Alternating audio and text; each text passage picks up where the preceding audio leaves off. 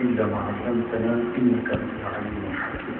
رب اشرح لي صدري ويسر لي أمري واحلل عقدة من لساني رب زدني علما رب يسر ولا تقصر. نحمده ونستعينه ونستغفره ونؤمن به ونتوكل عليه ونعوذ بالله من شرور أنفسنا من يهده الله فلا مضل له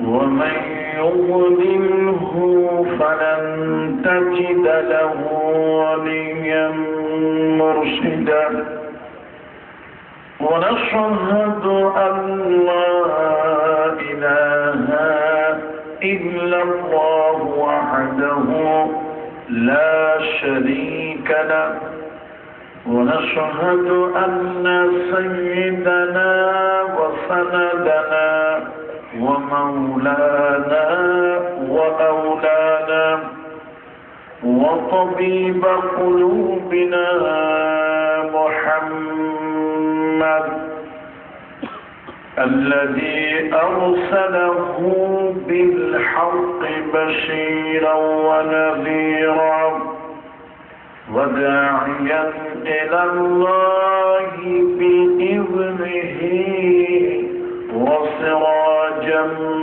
منيرا.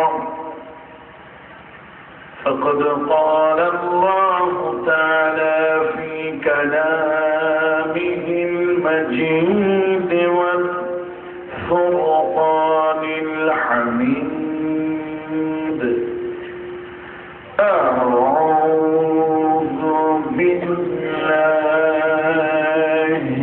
من الشيطان الرجيم. بسم الله الرحمن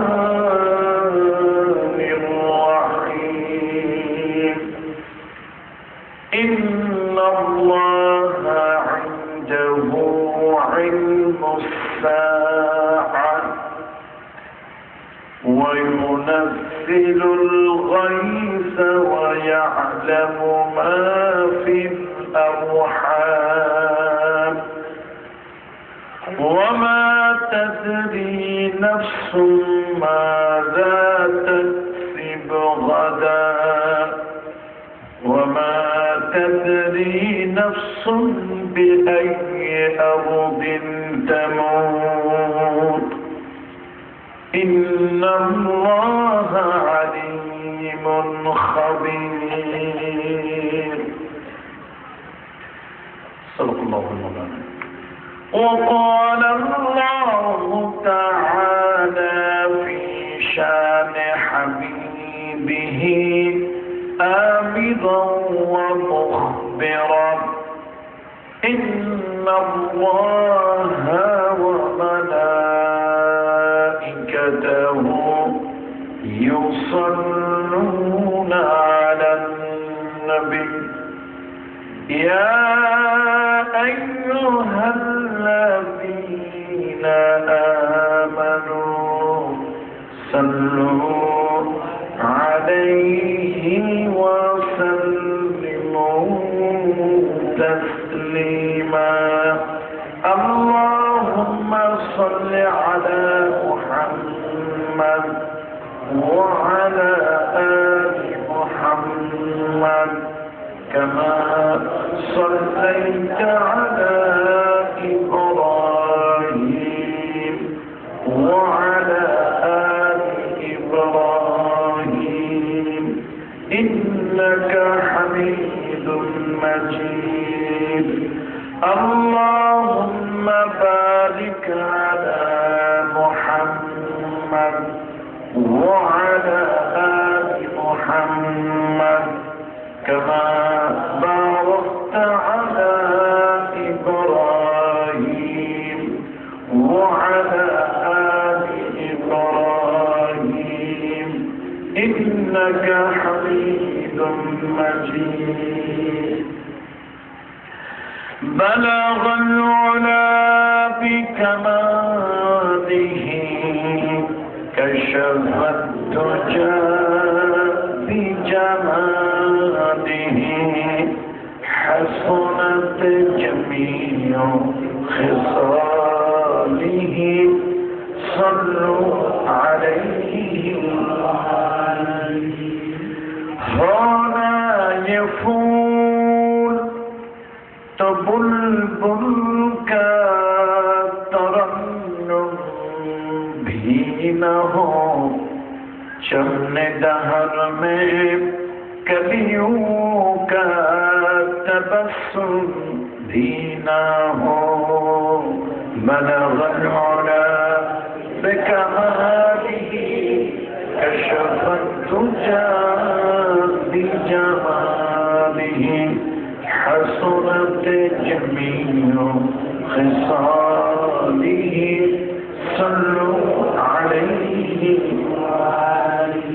غفار بخشا دیتا اگر آپ اشارہ کرتے میرا جہاں جسیا طوفان سے پار ہوتا بلغ العلا بکماله کشف الدجى بجماله حسنت جميع خصاله صلوا عليه الحمد لله ثم الحمد لله और एक बाकी सब मौजूद আপনি এদিকে আসেন আপনি এটা ছাড়া কি বাকিগুলো চালু না বন্ধ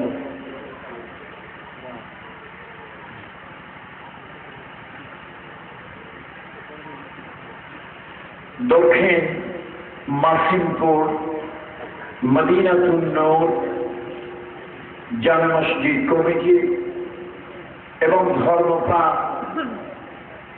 এলাকার যুব সমাজের সম্মিলিত উদ্যোগে আয়োজিত অন্ধকারে মোবারকপূর্ণ তফসিরুল কোরআন মাহফিল এই মোবারকপূর্ণ তফসিরুল কোরআন মাহফিলের সভাপতিত্বের দায়িত্ব পালন করছেন এলাকার কৃতি সন্তান এবং ইতালি প্রবাসী জনাব মোহাম্মদ আবুল কালাম বাবুল সাহেব মাহফিলে উপস্থিত সম্মানিত অতিথিবৃন্দ মুআজ্জাজ মুহতারাম ওয়াজিবুল ইহতিরাম হযরত উলামায়ে কেরাম আইম্মাতুল মাসাজিদ আমার সামনে উপবিষ্ট দিন প্রিয় ধর্ম প্রিয় ইসলাম প্রিয় রসুল প্রিয় তাওহীদ প্রিয় জনতা বিশেষভাবে উল্লেখযোগ্য উপস্থিত তারুণ্যের উচ্ছ্বাস উদ্দীপনায় ভরপুর অন্যায় এবং অসত্যের বিরুদ্ধে প্রতিবাদী কণ্ঠ ছাত্র বন্ধুরা কিশোর তরুণ ও যুবকেরা সর্বস্তরের সুধী মণ্ডলী মাইকের আওয়াজ যে পর্যন্ত যাচ্ছে এ সকল এলাকায় পর্দার আড়ালে অবস্থানরত মায়ের তুল্য বোনের তুল্য সম্মানিত মহিলারা আমি সকলের প্রতি শ্রেণী মোতাবেক শ্রদ্ধা ভালোবাসা ও স্নেহ জ্ঞাপন করছি আসুন আমরা সকলে মহান আল্লাহ তাআলার শুকরিয়া আদায় করে নেই সকলে পড়ি আলহামদুলিল্লাহ আল্লাহ তাআলার অজস্র নিয়ামত অসংখ্য নিয়ামত আমাদের উপরে আল্লাহ তাআলার নিয়ামতের মধ্যে আমরা ডুবে আছি وَإِن تَعُدُّوا نِعْمَةَ اللَّهِ لَا تُحْصُوهَا এত নিয়ামত আল্লাহ তাআলা এই জমিন আল্লাহ দেয়া নিয়ামত আকাশ আল্লাহ দেয়া নিয়ামত বাতাস আল্লাহ দেওয়া নিয়ামত সূর্যের কিরণ আল্লাহ তাআলা দেওয়া নিয়ামত অসংখ্য অজস্র অগণিত নিয়ামত দিয়ে আল্লাহ তাআলা আমাদেরকে পরিবেষ্টন করে রেখেছেন সুতরাং আল্লাহ আপনার এত নিয়ামত আমরা ভোগ করছি, আপনার শুকরিয়া কৃতজ্ঞতা প্রকাশ করছি, আলহামদুলিল্লাহ। আল্লাহ তাআলা আপনি আমাদেরকে সৃষ্টির শ্রেষ্ঠ, ফেরেশতার থেকেও মূল্যবান উৎকৃষ্ট মানুষ বানিয়েছেন। এই জন্য আপনার শাহী দরবারে আবারও শুকরিয়া আদায় করছি, আলহামদুলিল্লাহ। আল্লাহ তাআলা শুধু মানুষ বানাননি, ফেরেশতার থেকে আমাদের মর্যাদা শুধু বাড়িয়ে দেননি। আখিরি পয়গম্বর নবিয়ুনা সাইয়্যিদুনা মুহাম্মদ রাসূলুল্লাহ সাল্লাল্লাহু আলাইহি ওয়াসাল্লাম, যিনি মানবতার মহান শিক্ষক, জাতি ধর্ম বর্ণ নির্বিশেষে সকল মানুষের জন্য মানবতার যিনি মহান পথিকৃৎ, আল্লাহ তাআলা তার উম্মতের মধ্যে শামিল করে আমাদের সম্মান ও মর্যাদা দুনিয়া এবং আখিরাতে আরো একটু বাড়িয়ে দিয়েছেন। এই জন্য আপনার কুদরতি কদমের সামনে সিজদায় অবনত হয়ে আপনার শুকরিয়া আদায় করছি, আলহামদুলিল্লাহ। সম্মানিত উপস্থিতি, তাফসীরুল কোরআন মাহফিল, তো সঙ্গত কারণে কোরআন থেকে কিছু কথা বলতে হয়। আমার আগে নোয়াখালীর আঞ্চলিক ভাষায় অত্যন্ত প্রাণজঞ্জক আলোচনা করেছেন আমার প্রিয় মানুষ, আলেমদের মধ্যে গৌরব, আল্লামা আলহাজ হযরত মাওলানা সাইফুল্লাহ মুনীর সাহেব। আল্লাহ তাআলা তাকে দীর্ঘ নেক হায়াত দান করুন। সম্মানিত উপস্থিতি, যেহেতু মোটামুটি রাত হয়েছে আর কিছুদিন আগে প্রকৃতির এই প্রতিকূলতার কারণে জমিন হচ্ছে কিছুটা বৃষ্টি স্নাত, পরিবেশ এবং প্রতিবেশের দিকে খেয়াল করে আমি খুব লম্বা আলোচনা করব না, ইনশাআল্লাহ। যতটুকু সময় আপনাদের হক আদায় করার অতটুকু সময় আমি কথা বলার চেষ্টা করব। গত বছর এসেছিলাম, খুব সময় দেওয়া সম্ভব হয়নি। এবছর এসেছি, গত বছরের পুনরাবৃত্তি মনে হচ্ছে। গত বছরও বোধহয় তার আগে বৃষ্টি হয়েছিল, এবছরও মাহফিলের আগে বৃষ্টি হয়েছে। আল্লাহ তাআলা বান্দার জন্য যা কিছু করে এটা আল্লাহর পক্ষ থেকে হয়। সূরা আনআম 6 নম্বর সূরা এর 17 নম্বর আয়াত আল্লাহ তাআলা বলছেন, ওয়াইন ইয়ামসাসকাল্লাহু বিদুররিন ফালা কাশিফা লাহু ইল্লা হুয়া ওয়াইন ইয়ামসাসকা বিখাইরিন ফাহুয়া আলা কুল্লি শাইইন কাদির। সুবহানাল্লাহ।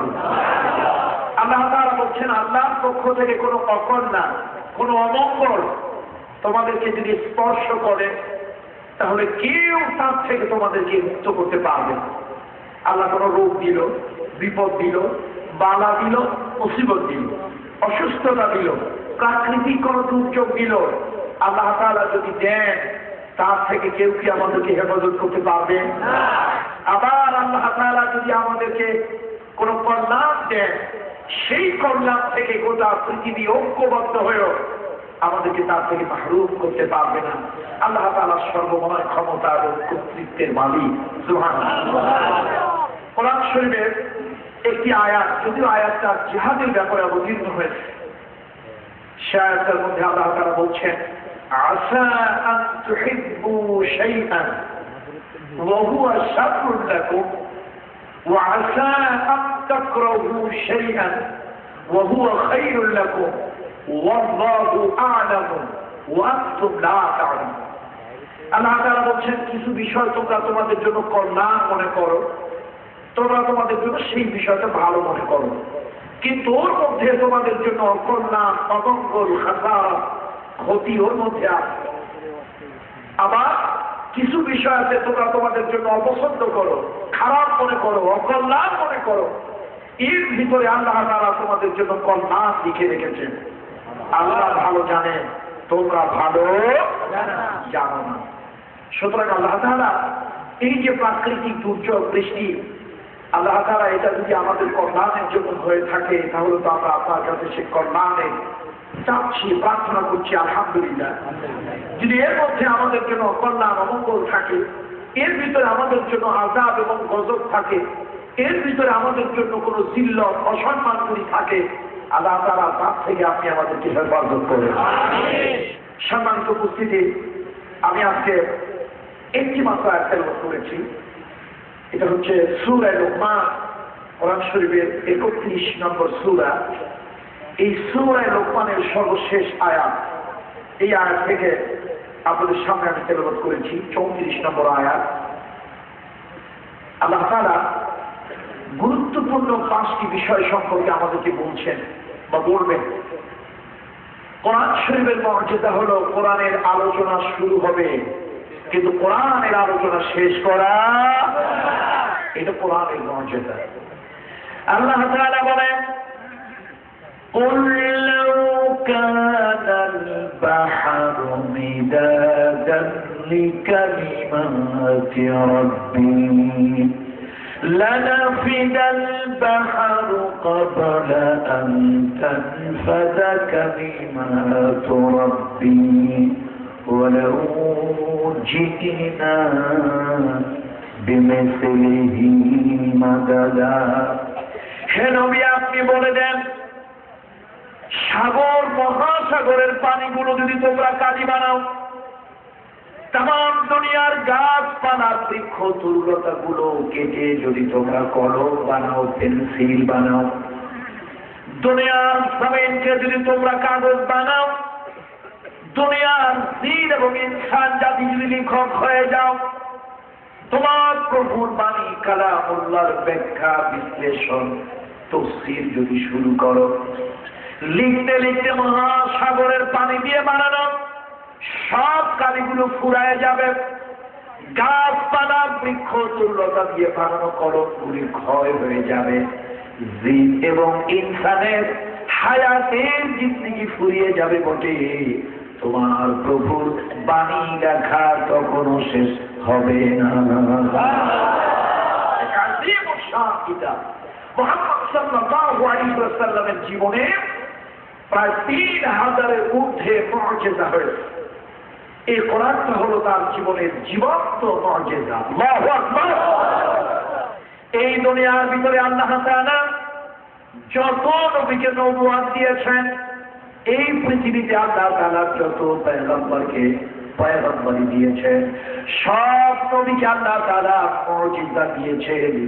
মুআজিজা হলো স্পিরিচুয়াল পাওয়ার, সুপার ন্যাচারাল পাওয়ার, অলৌকিক ক্ষমতা, আদেশ করনেওয়ালা চিজ। আল্লাহ তাআলা এই জন্য মুআজিজা দিয়েছেন।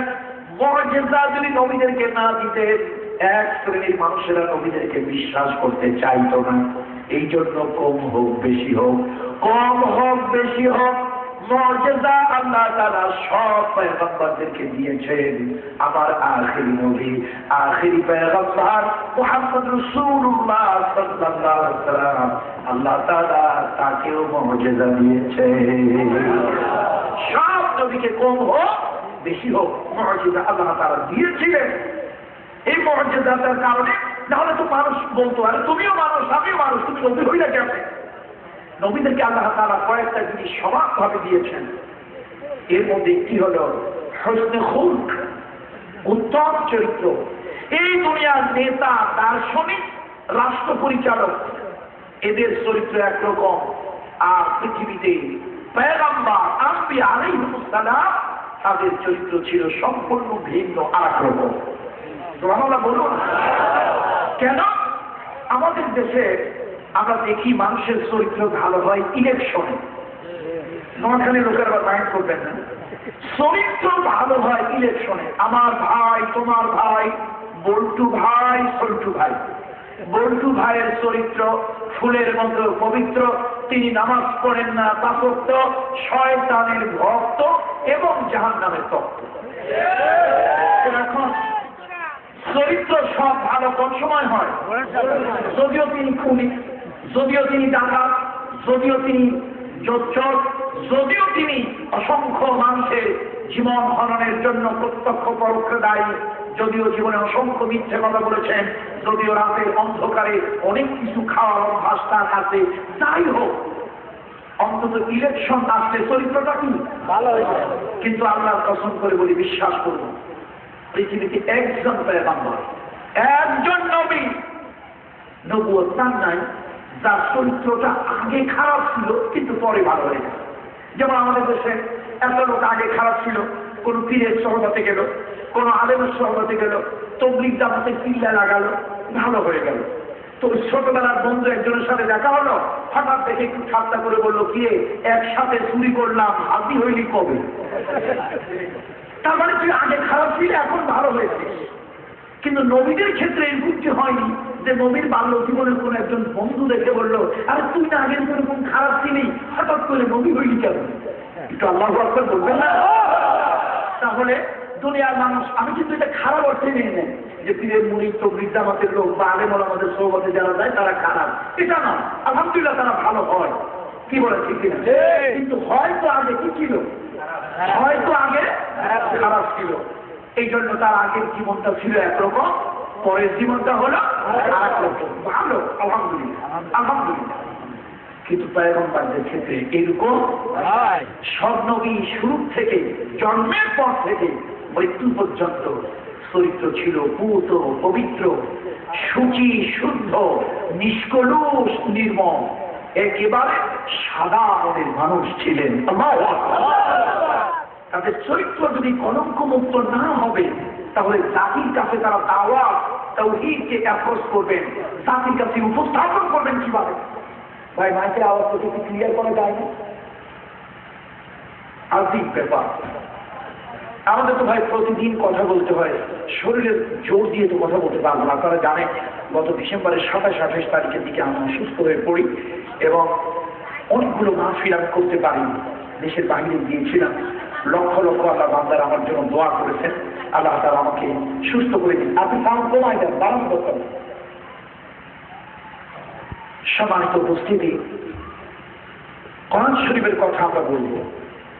কোরআন শরীফের কথা, আল্লাহ তাআলা পৃথিবীতে সব নবীকে কি দিয়েছেন বলুন তো? মর্যাদা। এখন যদি আমার স্কুলে পড়ুয়া ভাইরা বন্ধুরা যদি বলেন যেখানে তো মাদ্রাসার হুজুরেরা আছেন, মর্যাদা তো তারা বুঝবে, আমরা বুঝবো কি? আপনাদের জন্য সহজ কথাই হলো, যে জিনিস স্বাভাবিকভাবে করা যায় না, যেই ঘটনা স্বাভাবিকভাবে ঘটে না, ওই ঘটনা যদি কেউ স্বাভাবিকভাবে সংঘটিত করতে পারে, এটাকে নবীদের দ্বারা বলে বলা হয় মুআজিজা। আজেজ করনেওয়ালা চিজ। যেমন একটা উদাহরণ, একটা লোক 5 বছর ধরে বিছানায় পড়ে আছে, অসুস্থ, রুগ্ন, ডাক্তার দেখানো হলো, কবিরাজ দেখানো হলো, ঔষধ তথ্য খাওয়ানো হলো, লোকটা বিছানা থেকে আর উঠতে পারল না। কিন্তু একদিন একজন পয়গম্বর তার কাছে এলো, এসে তার শরীরে হাত বুলাই দিল অথবা তাকে হাত ধরে উঠতে সাহায্য করলো। লোকটা একেবারে দিব্যি ভালো মানুষের মতো, সুস্থ মানুষের মতো উঠে বসলো এবং নবীর সাথে হাঁটা শুরু করলো। এটা যেমন দেখে মানুষ অবাক হয়, হতবাক হয়, বিস্মিত হয়। আমরা আরেকটু সহজ বাংলায় বলি, থ হয়ে যাও, বলি না? আরে এমন কাজ একেবারে থ হয়ে গেল। ঠিক এইরকম কাজ যা স্বাভাবিক হয় না, অস্বাভাবিক প্রক্রিয়া হয়, এটাই হলো মুআজিজা। আল্লাহু আকবার বলুন। আল্লাহ তাআলা দাউদ আলাইহিস সালামকে মুআজিজা দিয়েছিলেন। তিনি ছিলেন সুরের মুআজিজাওয়ালা। সুর মানুষের অনেকেরই আছে, সুর শুনে মানুষ বিমোহিত হয়, বিমুগ্ধ হয়। কিন্তু দাউদ আলাইহিস সালামকে আল্লাহ তাআলা এমন সুর দিলেন, এমন কণ্ঠ দিলেন, তিনি যখন সুরেলা কণ্ঠে আসমানি কিতাব পড়তে উড়ন্ত পাখিগুলো দাঁড়িয়ে যেত, তন্ময় হয়ে শুনত। তিনি যখন নদীর ধারে, সমুদ্রের পাড়ে যখন সুরেলা কণ্ঠে আসমানি কিতাব পড়তেন, ওই নদীর জলচর প্রাণীগুলো ডাঙায় চলে আসত। মানুষ অবাক হয়ে শুনত। সুর সুন্দর, কিন্তু এত সুন্দর সুর হতে পারে তা তো আমাদের কল্পনায় ছিল না, তা আমাদের জানা ছিল না, অকল্পনীয়। আল্লাহ তাআলা দাউদ আলাইহিস সালামকে মুআজিজা দিলেন। ওই যুগে লোহার প্রচলন হলো, লৌহ শিল্পের প্রচলন হলো। মানুষের দৈনন্দিন জীবনে লোহা ছাড়া অনেক কিছুই করা সম্ভব নয়। আল্লাহ তাআলা এমন মুআজিজা দিলেন, লোহার খনির মধ্যে তিনি হাত দিয়ে যদি নাড়াচাড়া করতেন, লোহা তার কাছে পানির মতো, মোমের মতো নরম মনে হতো, কাদার মতো নরম মনে হতো। হযরত দাউদ আলাইহিস সালাম দুই হাতের মধ্যে লোহা নিয়ে যদি জোরে চাপ দিতেন, মোমের মতো লোহাগুলো গলে গলে পড়ে যেত। হযরত দাউদ আলাইহিস সালাম মনের মধ্যে যদি কোনো নকশা অঙ্কন করতেন, কল্পনা করতেন, যেমন আমাদের দেশে তারা গ্রিলের কাজ করে, গ্রিলের কাজ তারা করে, লোহা দিয়ে কি সুন্দর সুন্দর কারুকাজ তারা করে। হযরত দাউদ আলাইহিস সালাম মনের মধ্যে যদি কোনো কল্পনা করতেন, লোহার কোনো কল্পনাকৃতি যদি তিনি কল্পনা করতেন, হাতের মধ্যে নাড়াচাড়া করলে ওই কল্পনার আকৃতি ধারণ করত। আল্লাহ তাআলা সুলাইমান আলাইহিস সালামকে মুজিজা দিলেন, আল্লাহ তাআলা ঈসা আলাইহিস সালামকে মুজিজা দিলেন, আল্লাহ তাআলা মুসা আলাইহিস সালামকে মুজিজা দিলেন। হযরত মুসা আলাইহিস সালাম সামান্য একটা লাঠি নিয়ে চলে গেলেন ছাগল চড়ানোর জন্য, কিন্তু তিনি জানেন না এই লাঠির মধ্যে এত মুজিজা আছে। ছাগল চড়াতে গিয়া ক্লান্ত পরিশ্রান্ত হয়ে তিনি লাঠিটা মাথার নিচে দিয়ে ঘুমিয়ে আছেন। হঠাৎ করে হিংস্র প্রাণী এসে ছাগলের তালুর উপর আক্রমণ করলো। মুসা আলাইহিস সালাম ঘুমিয়ে আছেন, কিন্তু তার মাথার নিচে যে মুজিজার লাঠি, লাঠিটা কিন্তু ঘুমায় নাই।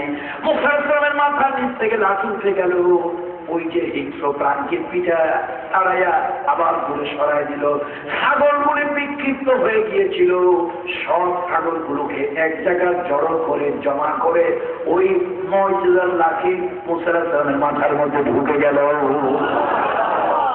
এই যে মুজিজা, মুসা আলাইহিস সালাম তাকে ফেরাউন ডাকলো, বাধ্য করলো তাকে কিছু দেখানোর জন্য, অলৌকিক শক্তি, স্পিরিচুয়াল পাওয়ার, সুপার ন্যাচারাল পাওয়ার দেখানোর জন্য। ফেরাউন তার লোকজনদেরকে বলে, তোমরা জাদু করে দেখাও। কেউ বাঘ বানালো, ভাল্লুক বানালো, সিংহ বানালো। মুসা আলাইহিস সালাম মানবিক কারণে একটু ভয় পাচ্ছিলেন, এরকম জিনিস না তাকে আবার আক্রমণ করে। আল্লাহ তাআলা বললেন, মুসা ভয় পাও কেন? ওদের কাছে জাদু আছে, আর তোমার কাছে জাদুর বড় বাবা মুজিজা। ভয় পাও কেন? তোমার হাতে লাঠিটা ছাড়ো, ছেড়ে দাও হাতে লাঠি।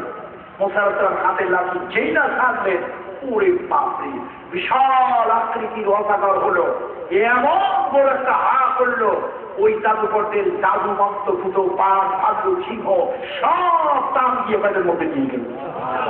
এখন মুসা আলাইহিস সালাম দিদি ভয় পাই না, জানি এই মুসিবত আমার উপরে আসে। আল্লাহ মুসা ভয় পাও কেন? হাত দিয়ে ধরো, স্পর্শ করো। মুসা আলাইহিস সালাম যেই না স্পর্শ করেছে, আবার হাতি হয়ে যাবে। এটা স্বাভাবিক ভাবে হয় না, স্বাভাবিক ভাবে করা যায় না। এই যে অস্বাভাবিক কাজ নবীদের দ্বারা হয়েছে, এটার নাম কি? এখন বলছিলাম, কম হোক বেশি হোক, মুজিজা আল্লাহ কাদেরকে দিয়েছেন? সব নবীকে দিয়েছেন। আমার নবী শেষ নবী, আমার নবী আখির পেগম্বর। আল্লাহ তাআলা একটা নয়, দুইটা নয়, তার জীবনে 3000-এর ঊর্ধ্বে মুজিজা আল্লাহ তাআলা তার জীবনে দিয়েছেন। আমার নবী হেঁটে গিয়েছে, পাথর নবীর সঙ্গে কথা বলেছে। আমার নবী ইশারা করেছেন জাবলে আবু কুবাইসের উপরে চাঁদ চলে এসেছে। আমার নবী আঙ্গুল হেনন করেছেন, তর্জনী হেনন করেছেন, চাঁদ দুই টুকরা হয়ে দুই দিকে চলে গেছে। এইরকম একটা নয়, দুইটা নয়, 3000-এর মতো মুজিজা আল্লাহ তাআলা তাকে দিয়ে দেখাইছেন। কিন্তু মুহাদ্দিসিন, মুফাসসিরিন, ফুকাহা, ফুজালা, উলামা অভিমত ব্যক্ত করেছেন, হুজুরের জীবনের শ্রেষ্ঠ মুজিজার নাম হলো কোরআন। সে কোরআন কি পেলাম আর কি হলাম? এই কোরআনকে তাবিজ দেখার কিতাব, এই কোরআনকে ঝাড়ফুঁকের কিতাব বানিয়েছি। এই কোরআন আজকে মরার তারিখ 3 দিনের খতম, 40 দিনের খতম ছাড়ার কোন কাজে কোরআন লাগে? কোরআন আমাদের দেশের লোকেরা বলেন, হুজুর কোরআনকে তো খুব ইজ্জত করি, আমরা খুব সম্মান করি। কেমনে? কয়, আব্বা মারা যাওয়ার পর ওই যে কাপড়ের কাপড়ে কিছু কাপড় বাঁধছিল, সেটা দিয়ে কি সুন্দর একটা ফুলদানি বানায়। কোরআনকে এত সম্মান করি, ঘরের তাকের উপরে রেখে দিয়েছি সসম্মানে, বাড়ির কোরআন ওখানে রেখে দিয়েছি। হুজুর আমরা কি কোরআনকে খুব ইজ্জত করি? আমরা বলি, ভাই এটার নাম কোরআনের ইজ্জত না। তো কি করতে হবে? আমরা চাই এই কোরআন সব জায়গায় আসুক। কথা ঠিক কিনা বলেন? আপনারা কোরআনের ইজ্জত করেন, কিন্তু কোরআনকে কোর্ট কাছারিতে ঢুকাতে চান না। কোরআনের ইজ্জত করেন, থানায় কোরআন ঢুকাতে চান না। কোরআনের ইজ্জত করেন, পার্লামেন্টে কোরআন ঢুকাতে চান না।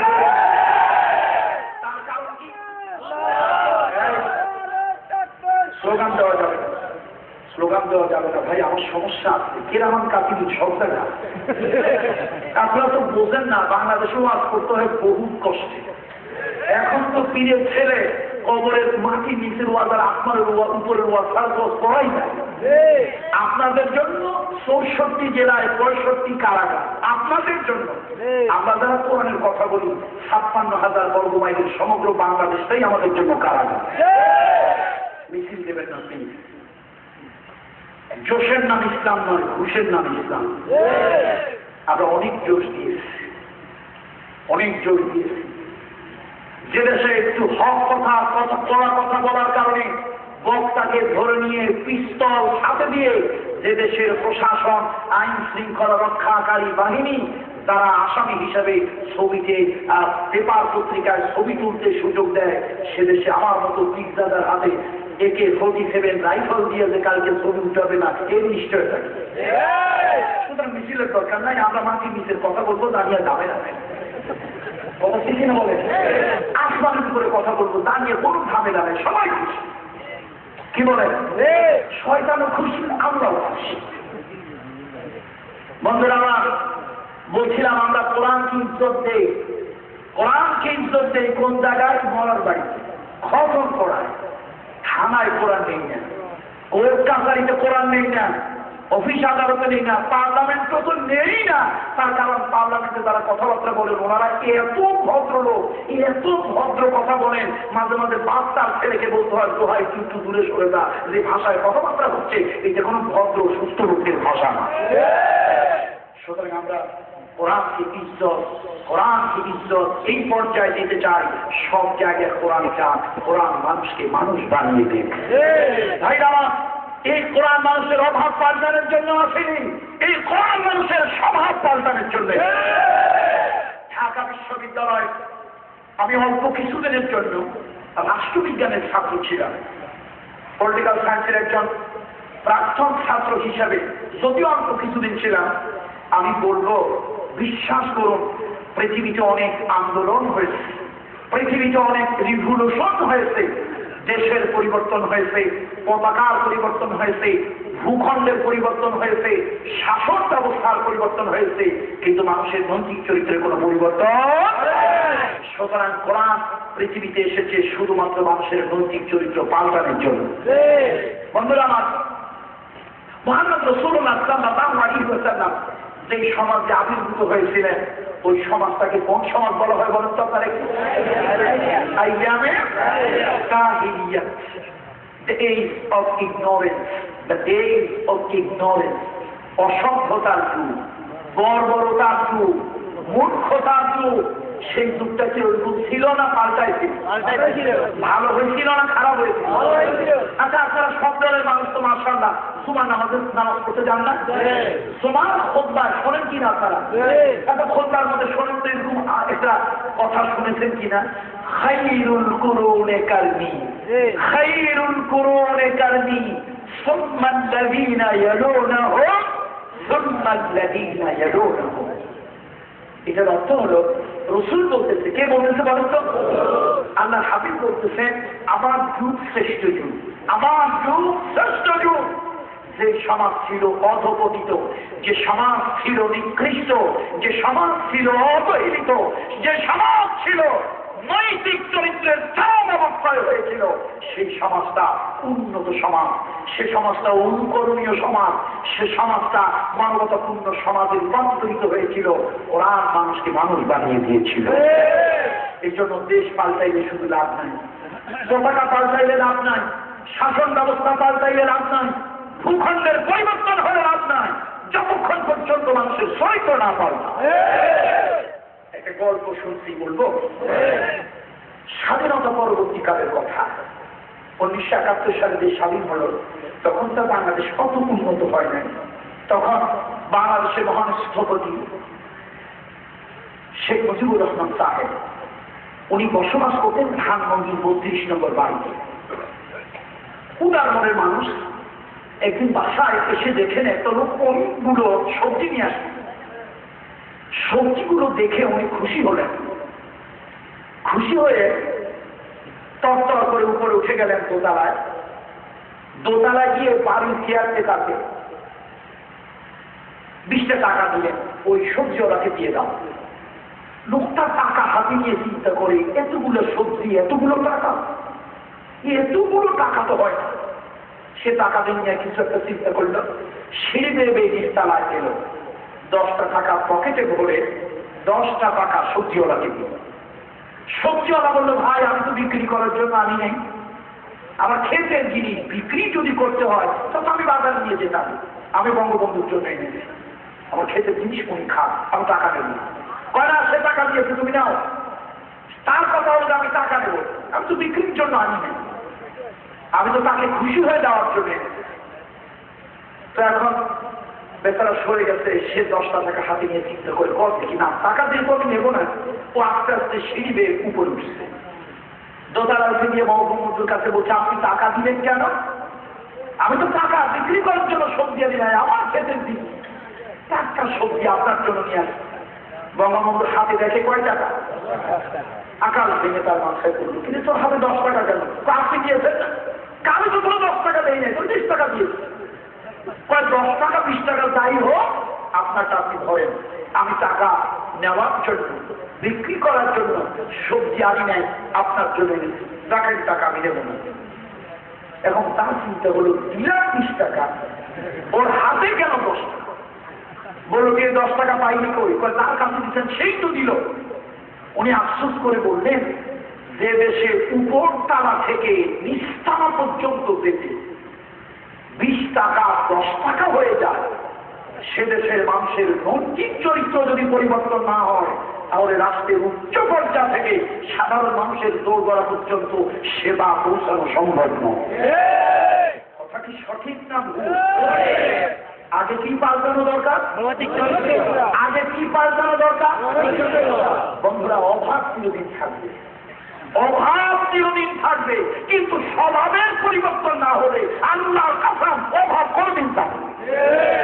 এই জন্যই বোধহয় নজরুল দুঃখ করে বলেছিল, এ দুনিয়ায় হায় সেই বেশি চায়, আসে যা ঘুরি ঘুরি, রাজার হস্ত করে সমস্ত, কান্দালে ঘর জুড়ি। আমাদের মাননীয় অর্থমন্ত্রী মহোদয় অনেক বড় পরিচয় মানুষ, তো সিলেটের মানুষ, টাকা পয়সাওয়ালা মানুষ, সম্ভ্রান্ত পরিবারের সন্তান, ছোটবেলা থেকে টাকা পয়সা দেখে দেখে অভ্যস্ত। এই জন্য তিনি তো বলি ফেলেছেন 400 কোটি টাকা, এটা তো একটা টাকাই না। কত ঠিক কিনা? কিন্তু আমার গরিবের 40 টাকা ইনকাম করতে গায়ের রক্ত কি হয়ে যায়? পানি হয়ে যায়। বন্ধুরা আমার, আসুন, কোরআন কেন এসেছে এটা বলি, আমি আমার মূল বক্তব্যে শুরু যাব। কোরআন চুরি চাল পড়া দেওয়ার জন্য, চুরি বন্ধ করতে আয়না পড়া দেওয়ার জন্য, তাবিজ দেওয়ার জন্য কোরআন আসেনি। কোরআন এসেছে চুরি বন্ধ করার জন্য, মানুষের নৈতিক চরিত্র ভালো করে। ওমর বিন আব্দুল আজিজ রাহমাতুল্লাহ আলাইহি, ইসলামের 5ম খলিফা ওমর বিন আব্দুল আজিজ রাহমাতুল্লাহ আলাইহি, তার শাসন আমলে কয়েকটা জায়গা থেকে চিঠি আসলো। বিশাল বড় সাম্রাজ্য, অনেক বড় সাম্রাজ্য, কয়েকটা জায়গা থেকে চিঠি এসেছে। আমিরুল মুমিনিন, খলিফাতুল মুসলিমিন, রাষ্ট্রীয় কোষাগার, বাইতুল মাল, ট্রেজারির মধ্যে মাল ভরে ভরে নষ্ট হয়ে যাচ্ছে, কিন্তু কেউ দিচ্ছে না। যাকাতের মাল, সাদকার মাল, ফিতরার মাল, ওসরের মাল, তারপরে হলো ট্যাক্স জিজিয়ার মাল, বিভিন্ন ধরনের মাল সম্পদ, গাদাগাদি, ঠাসাঠাসি, বাইতুল মাল উচ্চে পড়ে আছে, কিন্তু মাল খাওয়ার কেউ দিচ্ছে না। এখন তিনি চিন্তায় পড়ে গেলেন, ব্যাপারটা তিনি মজলিসে শুরাকে নিয়ে বসলেন, বললেন, দেখুন আমার কাছে ওই প্রভিন্স থেকে ওই প্রভিন্স থেকে ওই প্রভিন্স থেকে চিঠি এসেছে যে রাষ্ট্রীয় কোষাগার মালে উচ্চে পড়ছে, নষ্ট হয়ে যাচ্ছে, কিন্তু কেউ দিচ্ছে না। এখন আপনাদের পরামর্শ চান। মজলিসে শুরা আমিরুল মুমিনিন খলিফাতুল মুসলিমিনকে পরামর্শ দিল যে কেন দিচ্ছে না? উনি বললো কি তাহলে কি আমার দেশের লোকদের এই রাজ্যের লোকদের কি অভাব একেবারেই পুরো হয়ে গেল? একজন বলতেছে আমিরুল মুমিনিন, অভাব তো আমি জানি আছে, তো মানুষ নেয় না কেন? একজন বলল হয়তো লজ্জার কারণে নেয় না। আরেকজন বলল আমার কাছে একটা বুদ্ধি আছে, শুনুন, যদি বাইতুল মালের সম্পদ মানুষ নেয় এটা যদি চান, তাহলে নাইট গার্ড প্রহরীরা রাতের বেলায় দরজা খুলে রেখে গিয়ে ঘুমাবে, দিনের বেলায় এসে পাহারা দেবে। আমাদের কাছে এটা একটা গল্প মনে হচ্ছে না? কিসা কাহিনীর মতো মনে হচ্ছে, বানানো গল্পের মতো মনে হচ্ছে, অথচ এটাই মুসলমানের জীবনের ইতিহাস। মুসলমান, তোমার মুসলিম সভ্যতার ইতিহাস তুমি জানো না। আজকে কলেজে বিশ্ববিদ্যালয়ে ইসলামের ইতিহাস নামে যা পড়ানো হয়, আল্লাহ কসম এগুলি ইসলামের ইতিহাস নয়, এগুলি মুসলমানদের ইতিহাস।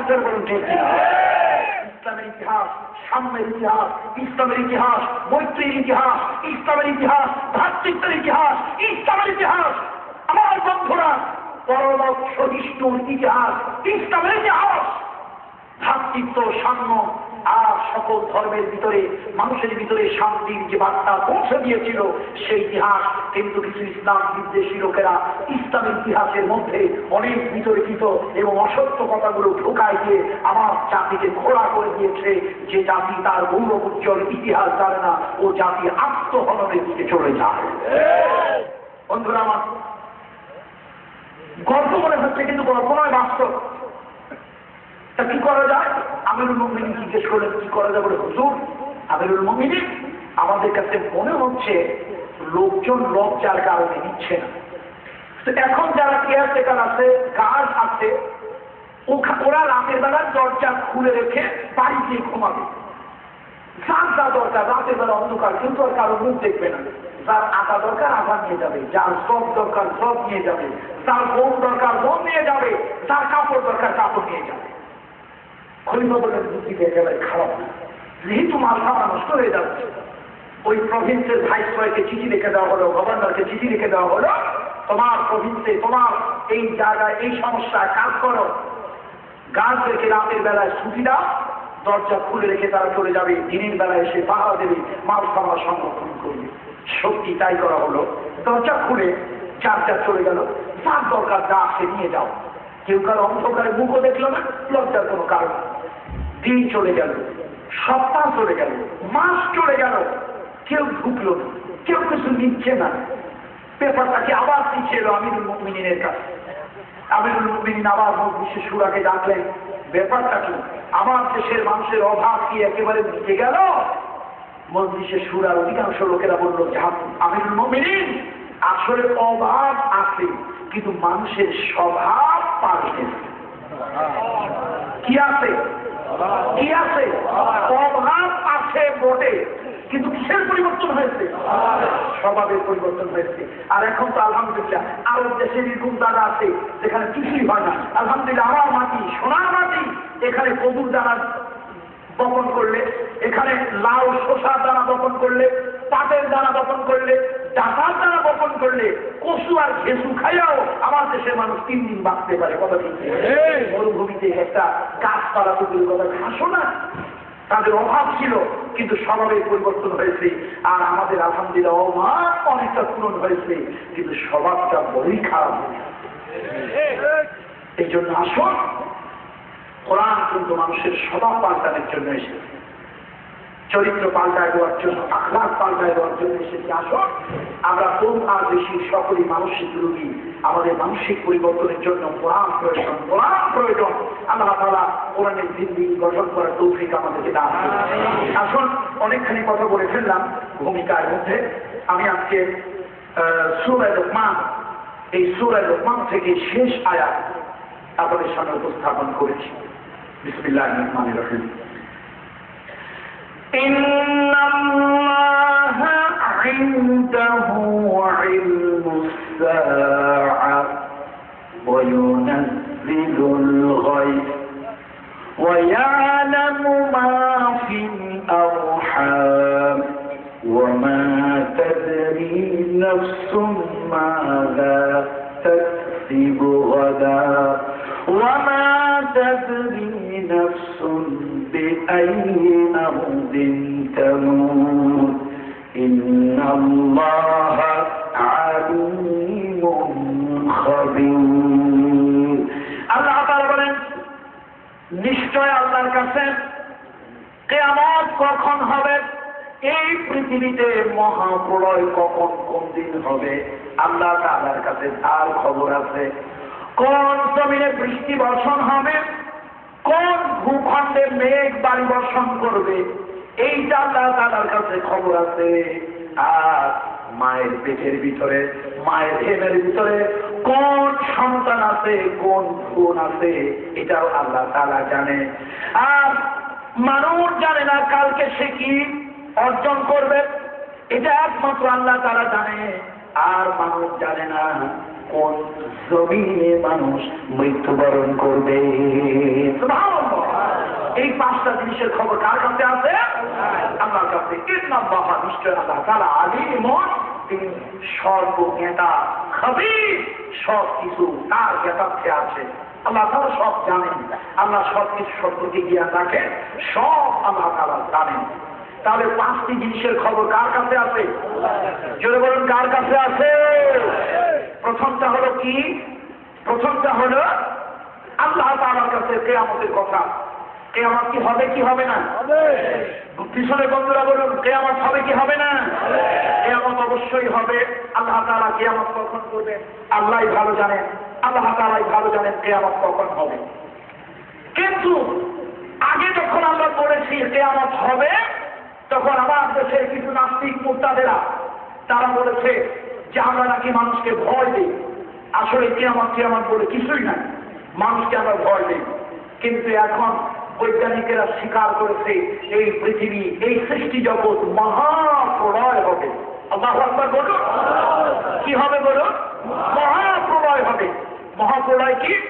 ওই যে চাঁদ, সূর্য, গ্রহ, নক্ষত্র, মিল্কি ওয়ে গ্যালাক্সি একটার সাথে আর একটা আঘাত লাগবে, ভেঙে চুরে চুরমার হয়ে যাবে, কঠিন ধ্বংসযন্ত্রে রূপান্তরিত হবে, কিয়ামত কায়েম হয়ে যাবে। এই জীবনের পরিসমাপ্তি হবে, নতুন জীবনের সূচনা হবে। আল্লাহু আকবার বলুন। আমি এই কথাটা এই জন্য চাই, ইদানিং নাস্তিকদের সংখ্যা বেড়ে যাচ্ছে। এদেশ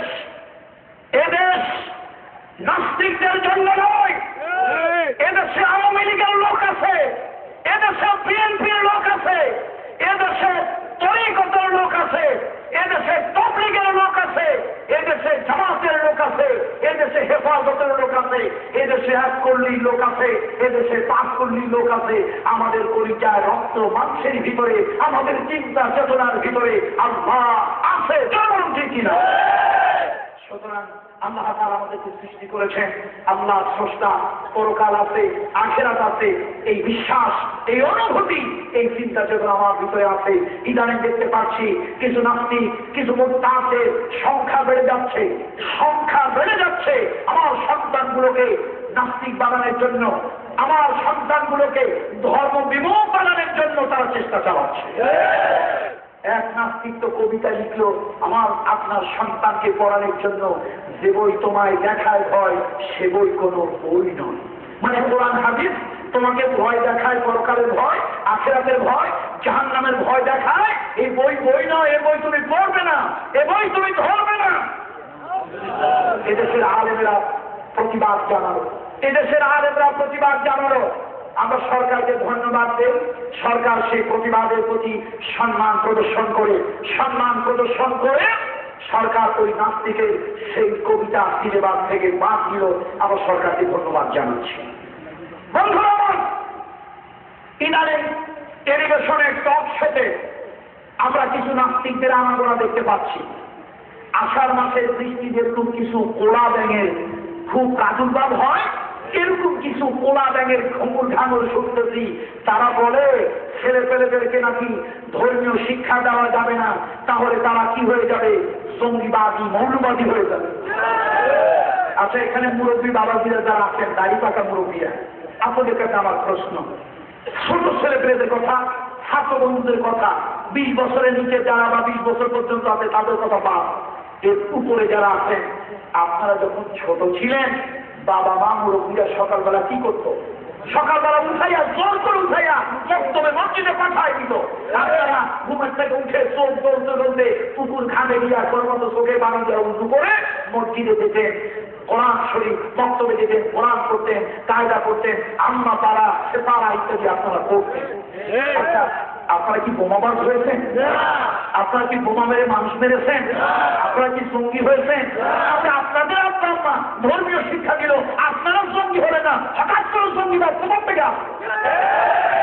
সুতরাং এদেশের মানুষ রাজনৈতিকভাবে আওয়ামী লীগ হতে পারে, এদেশের মানুষ রাজনৈতিকভাবে বিএনপি হতে পারে, এদেশের মানুষ রাজনৈতিকভাবে জাসদ হতে পারে, এদেশের মানুষ রাজনৈতিকভাবে জাতীয় পার্টি হতে পারে, এদেশের মানুষ রাজনৈতিকভাবে জামাত ইসলামী হতে পারে, এদেশের মানুষ রাজনৈতিক দর্শনে হেফাজত ইসলামী হতে পারে, এদেশের মানুষ তরিকাপন্থী হতে পারে, তবলিগপন্থী হতে পারে, কিন্তু এদেশের মানুষের রক্ত মুক্তি অজ্ঞার ভিতরে আল্লাহর দ্বীন, আল্লাহর ভয়, পরকালের ভয়, আখিরাতের ভয় তাদের দিনের মধ্যে আছে। এর থেকে কেউ আমাদেরকে মুক্ত করতে পারবে না, জনগণ ঠিক কিনা? সুতরাং দুই চারটা নাস্তিক ওই কিশোর জানো মুরগি চোর ছাগল চোর এগুলো এখন প্রাদুর্ভাব হয়েছে। ভাইরা কথা তো বলতে পারি না, টাকার মাইক আছে, কথা তো রেকর্ড হয়। আরে রাখেন রাখেন রাখেন কেরামান কাতিবিন সব জায়গা। ভাইরা কথা বলতে পারি না, হাতি যদি কাদায় পড়ে তান্ত্রিকেরও নখালি বলে না, হাতি যদি কাদায় পড়ে তান্ত্রিকেরও লাথি মারে। করছি কাদায়, এই জন্য কথা বলতে পারি না। না হলে এই দুই চারটে খুচরা নাস্তি এগুলোর জন্য কিছু লাগে না। ভাইরা মাইলের উপরে ঔষধ নাই, এদের উপর যদি একটা কিতাব দেওয়া যায়, কিতাবুল ফিরা, কিতাবের নাম কি? এই কিতাব দিলে একটাও খুঁজে পাওয়া যাবে না। এদেশের জমিন আল্লাহওয়ালাদের জমিন। আমাদের রাজনৈতিক বিরোধ আছে, এখনো আমাদের দেশের মাননীয় প্রধানমন্ত্রী অথবা সাবেক প্রধানমন্ত্রী এখনো তাদের নির্বাচনী কার্যক্রম করতে গেলে কোন পীর বুজুর্গের মাজার জিয়ারত করে, যদিও এটা শরীয়তে জায়েজ না যায়, আমি ওই ফতোয়া দেব না, আকীদার ফতোয়া দেব না। বলছি শুদ্ধ হোক অশুদ্ধ হোক, তাদের মস্তিষ্কের ভিতরে কি আছে? মস্তিষ্কের ভিতরে কি আছে? আমি কিন্তু এখানে শুদ্ধ অশুদ্ধের ফতোয়া দেই নাই, জায়েজ না জায়েজের ফতোয়া দেই নাই, বৈধ অবৈধতার ফতোয়া দেই নাই। আমি ফতোয়া দিচ্ছি কিসের? তাদের চিন্তা চেতনা মগজের ভিতরে কি আছে? কথা ঠিক কিনা? সুতরাং আমার সন্তানকে যারা ইসলাম মুক্ত করতে চায়, আমার সন্তানকে যারা পরকালের চিন্তা মুক্ত করতে চায়, আমার সন্তানগুলোকে যারা দ্বীন মুক্ত করতে চায়, ওদেরকে সাবধান করে দেয় সেলামাত সুসরা মাছ যতই লাফার 1/200, 1/, বিরাট বড় ভাগ দাম হলো 50 টাকা। রুই মাছ কাতল মাছ 6 মাস 6 বছরে 1 লাখ দেয়, একটার দাম 5,000 টাকা। আমরা বেশি লাভ পাই না, আমরা বেশি তবে প্রয়োজন হলে 1 লাখ দেবো, তোদেরকে খুঁজেও পাওয়া যাবে না। বোমা মারা আমরা বিশ্বাসী না, ওটা ইসলামের আদর্শ না। আমরা তোদেরকে মারার জন্য বোমা লাগবে না, তোদেরকে মারার জন্য AK-47 রাইফেল লাগবে না, এই আদর্শে আমরা বিশ্বাসও করি না।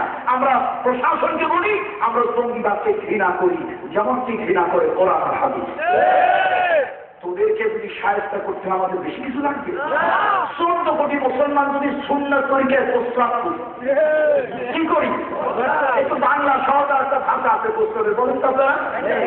আপনি সাথ না হ্যাঁ ভর্তি এইটা বললাম না, ভাষাটা সুন্দর না, ভাষাটা কি নয়?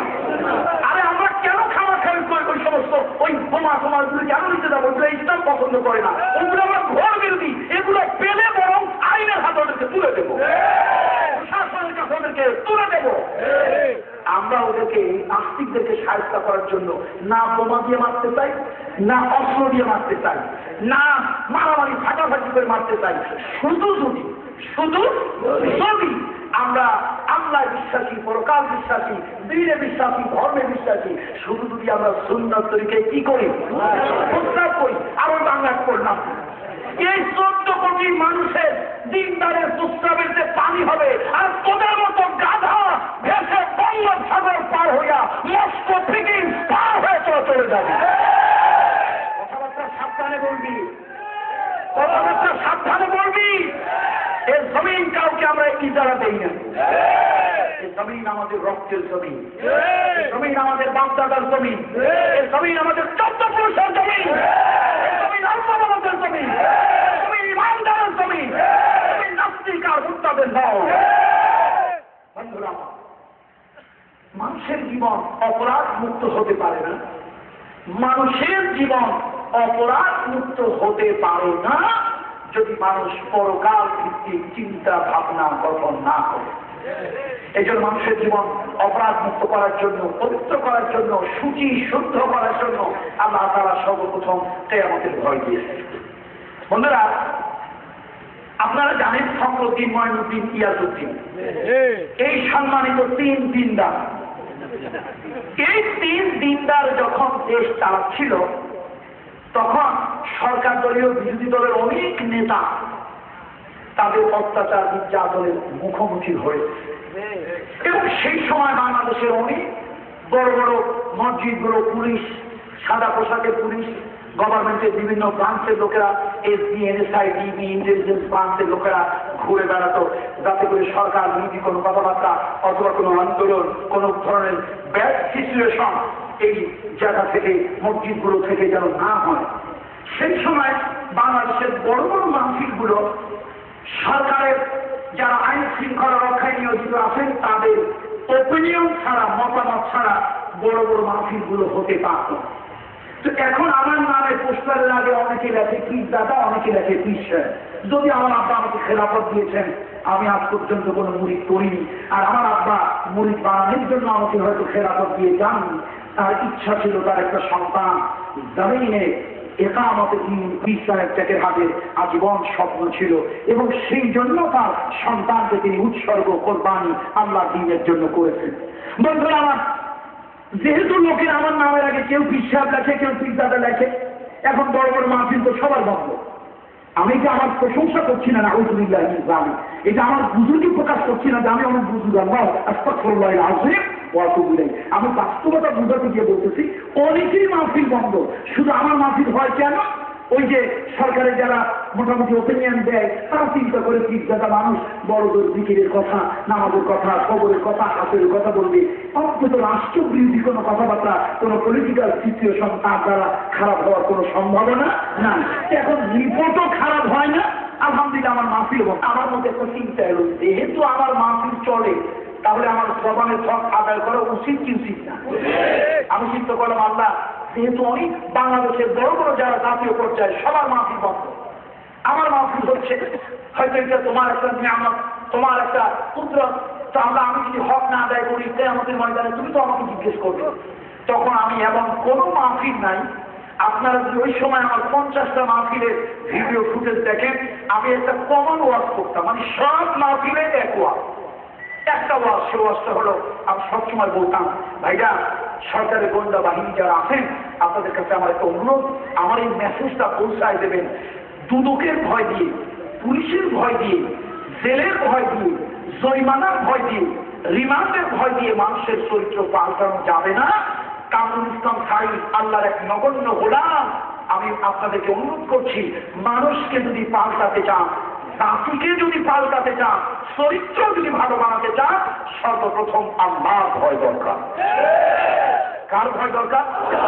কোন মানুষের মধ্যে যদি আল্লাহর ভয়, মৃত্যুর ভয়, হাসরের ভয়, পরকালে আল্লাহর কাছে জবাবদিহি করতে হবে এই ভয়, ফুলসিরাতের ভয়, এই ভয়গুলো যদি আসে, ওই লোকটাকে পিটাইয়া তাকে দিয়ে গুনাহের কাজ করাতে পারবেন না। এই জন্য মানুষের চরিত্র সুন্দর হওয়ার জন্য কিয়ামতের ভয় দরকার, আখিরাতের ভয় দরকার, পরকালের ভয় দরকার। সে পরকালের কথা আল্লাহ তাআলা কোরআন শরীফে বিভিন্ন জায়গায় আল্লাহ তাআলা বলেছেন। আল্লাহ তাআলা বলেছেন, فَإِذَا بَرِقَ الْبَصَرُ وَخَسَفَ الْقَمَرُ وَجُمِعَ الشَّمْسُ وَالْقَمَرُ। আল্লাহ তাআলা বলেন, যেদিন চাঁদ, সূর্য, গ্রহ, নক্ষত্র একটার সাথে আর একটা আঘাত লাগবে, ভেঙে চুরে চুরমার হয়ে যাবে, সেই দিন মহাপ্রলয়, কিয়ামত হয়ে যাবে। কিয়ামত হবে, ও মানুষ, কিয়ামত হবে। কিন্তু এই কিয়ামত কখন হবে একমাত্র আল্লাহ তাআলা জানেন। কিয়ামত কখন হবে একমাত্র কে জানে? আল্লাহ তাআলা জানেন। সুতরাং ইন্নাল্লাহা ইনদাহু ইলমুস সাআ, কিয়ামত অবশ্যই হবে, কিয়ামতের জন্য প্রস্তুতি গ্রহণ করো। তবে কখন হবে আল্লাহ তাআলা জানেন। এরপরে ওয়ায়ুনাজ্জিলুল গায়ব, আর কোথায় মেঘমালা বৃষ্টি বর্ষণ করবে, কোন জমিনে বৃষ্টি বর্ষণ করে প্লাবন হয়ে যাবে, এটা একমাত্র কার হুকুমে হবে? আর কোন পীর ফকির, কোন দরবেশ, কোন দুর্গা কারো কথায় বৃষ্টি বর্ষণ হবে না, কারো কথায় মেঘমালা পানি বর্ষণ করবে না, একমাত্র কার হুকুমের তাবেদারি করবে? আল্লাহর হুকুমের তাবেদারি করবে। আর মায়ের পেটের ভিতরে কোন সন্তান কেউ জানে? কেউ জানে? বন্ধুরা আমার, একটি কথা মনে পড়ে গেল। ইমামদের ভিতরে একজন ইমাম আমার খুব বেশি ভক্ত শ্রদ্ধার, তিনি হলেন ইমাম মালিক রাহমাতুল্লাহ আলাইহি। ইমাম মালিক রাহমাতুল্লাহ আলাইহি, ইমাম মালিক রাহমাতুল্লাহ আলাইহি রাসূলের এত ইশক ও মুহাব্বতের ছিলেন যে মদিনার হুদুদ থেকে সীমা থেকে তিনি কখনো বাহিরে যেতেন। কেন যেতেন না? এই জন্য তিনি যেতেন না যে মদিনার বাহিরে তার মৃত্যু না হয়, মদিনার এরিয়ার বাহিরে তার মৃত্যু না হয়। একদিন তিনি স্বপ্ন দেখলেন আল্লাহ রাসূল হাত উঁচু করে 5টা আঙ্গুল দেখাচ্ছে। কাকে দেখাচ্ছে বলেন তো? ইমাম মালিক রাহমাতুল্লাহ আলাইহি, তাকে দেখাচ্ছে। ইমাম মালিক রাহমাতুল্লাহ আলাইহি চিন্তায় পড়ে গেলেন, কি দেখলাম? আল্লাহ রাসূল আমাকে স্বপ্নে কি দেখালো? আমি কি দেখলাম? মনের মধ্যে একটা জল্পনা কল্পনা। এবার তিনি চিন্তা করলেন যে স্বপ্নের তাবিল ব্যাখ্যা করবেন। তাফসীর জালালাইনের ভিতরে আমরা পড়েছি স্বপ্ন হলো 3 প্রকার। একটি হলো হাদিসুন নফস, কল্পনা প্রসূত স্বপ্ন। একটা হলো তাসওয়ীরুশ শাইতান, শয়তান মানুষকে মিথ্যাই করার জন্য, ঈমান ধ্বংস করার জন্য ভুল স্বপ্ন দেখায়, মিথ্যা স্বপ্ন দেখায়, আজেবাজে স্বপ্ন দেখায়। আর একটা হলো রুবিয়ায়ে হক, এটার আরেকটা নাম হলো ইশারাতুন মিন ইনদিল্লাহ। এটা হলো সত্য স্বপ্ন যা আল্লাহর পক্ষ থেকে ইশারা। এখন ইমাম মালিক রাহমাতুল্লাহ আলাইহির কল্পনা চিন্তা, আমি কি দেখলাম? আল্লাহ রাসূল আমাকে হাত তুলে কি দেখালো? শেষে তিনি চিন্তা করলেন, ওই যুগে একজন বড় বুজুর্গ আল্লাহওয়ালা সাহাবা ব্যক্তি ছিলেন, তার নাম হলো ইবনে শিরিন, আল্লামা ইবনে শিরিন। তিনি স্বপ্নের তাবিল ব্যাখ্যা ভালো করতে পারতেন। ইমাম মালিক রাহমাতুল্লাহ আলাইহি একটা লোককে বললেন, ভাই তুমি আমার পরিচয় দেবে না, আমার পরিচয় গোপন রাখবে। তুমি আল্লামা ইবনে শিরিনের কাছে গিয়ে বলবে একজন লোক স্বপ্ন দেখলো আল্লাহ রাসূল হাত উঁচু করে তাকে 5 আঙ্গুল দেখাচ্ছে। তো তুমি এটা একটু তাকে তো জিজ্ঞেস করবে যে এই স্বপ্নের তাবিলটা কি। তবে আমার নাম বলিও না, যেহেতু আমি যাচ্ছি না, উনি মনে কষ্ট পাবেন যে অহংকার করে ইমাম মালিক আসেন নাই, অন্যকে পাঠিয়েছেন, এই জন্য তুমি আমার নামটা গোপন রাখবে। ওই ভদ্রলোক ইবনে শিরিনের কাছে এলো, আল্লামা ইবনে শিরিনের কাছে এসে বলল, দেখুন একজন ব্যক্তি স্বপ্ন দেখেছে যে আল্লাহ রাসূল তাকে স্বপ্নের মধ্যে হাত উত্তোলন করে কি দেখিয়েছে? 5 আঙ্গুল দেখিয়েছে। আপনি এর ব্যাখ্যা তাবিলটা একটু বলে দিন। আল্লামা ইবনে শিরিন বললেন, কোন লোক স্বপ্ন দেখেছে তাকে আমার একটু প্রয়োজন। বলছে তো নাই। আচ্ছা ঠিক আছে, তার নাম বলো, বাড়ি বলো, ঘর বলো, কোথায়? বলো তার নাম বলা যাবে না। তার নাম যদি না বলা যায় তাহলে আমি স্বপ্নের তাবিলও বলতে পারবো। ব্যক্তিকে না জেনে স্বপ্নের তাবিল করা সম্ভব নয়, তুমি চলে যেতে পারো। উনি বললেন, যিনি স্বপ্ন দেখেছেন তিনি তো আমাকে নিষেধ করেছেন, এই জন্য আমি স্বপ্নের তাবিলটা ব্যাখ্যাটা আপনার কাছে তার নামটা বলতে পারলাম না। তো আমি যাচ্ছি, তার কাছ থেকে অনুমতি নিয়ে তারপরে বলবো। আচ্ছা ঠিক আছে, তুমি যাও। কিন্তু হঠাৎ ইবনে শিরিন তাকে ডাক দিলেন, ইয়া ইবনে হালাল, ইয়া ফুলান। তাহলে শোনো, তুমি যে বললা এই যে স্বপ্নটার কথা, আমার কাছে মনে হচ্ছে এখন ফি আসরের হাল, এই যুগে একমাত্র ইমাম মালিক নামে একজন ব্যক্তি আছে, এই স্বপ্ন একমাত্র তিনি দেখতে পারেন, আর কেউ দেখতে পারে এটা আমার মনে হয় না। কে দেখতে পারে? ইমাম মালিক নামে আল্লাহর বান্দা বড় সাইয়্যিদ আলেম, তিনি দেখতে পারেন। এখন আসলে স্বপ্নটা কে দেখেছে? চিন্তা করো, যেহেতু প্রশ্ন আউট হয়ে গেছে, এখন তো আর গোপন রাখার কোনো দরকার নেই। বলে হ্যাঁ, আপনার ধারণা সঠিক, এটি ইমাম মালিক রাহমাতুল্লাহ আলাইহি তিনি এই স্বপ্নটা দেখেছেন। আল্লামা ইবনে সিরিন বললেন, শোনো, তুমি ইমাম মালিক রাহমাতুল্লাহ আলাইহিকে গিয়ে বলে দিও তিনি যেন সূরা লুকমান তেলাওয়াত করেন, শেষ আয়াতটা যেন তেলাওয়াত করেন। আল্লাহ তাআলা সূরা লুকমানের শেষ আয়াতের ভিতরে বলেছেন 5টি জিনিসের সংবাদ আল্লাহর কাছে আছে। 5 জিনিসের খবর একমাত্র আল্লাহ তাআলার কাছে আছে। আল্লাহর কাছে ছাড়া 5 জিনিসের সংবাদ আর কারো কাছে নাই। ইমাম মালিককে জানাই দিও তিনি মদিনার হক থেকে বের হন না, মদিনার এরিয়া থেকে বের হন না। এই জন্য হন না, কোন সময় তার মৃত্যু হবে তিনি চান না মদিনার বাইরে তার মৃত্যু হোক। মদিনার জমিনের মধ্যে যদি তার মৃত্যু হয় তিনি নিজেকে সৌভাগ্যবান মনে করবেন। জানাই দিও আল্লাহ রাসূল হাত উঁচু করে 5টা কথা তাকে জানিয়ে দিয়েছে।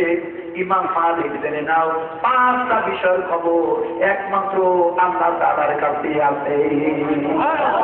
প্রথম হলো কিয়ামত হবে কি হবে না? কিয়ামতের উপর বিশ্বাস রাখতে হবে কি হবে না? মানুষের জীবন অপরাধ মুক্ত হবে না।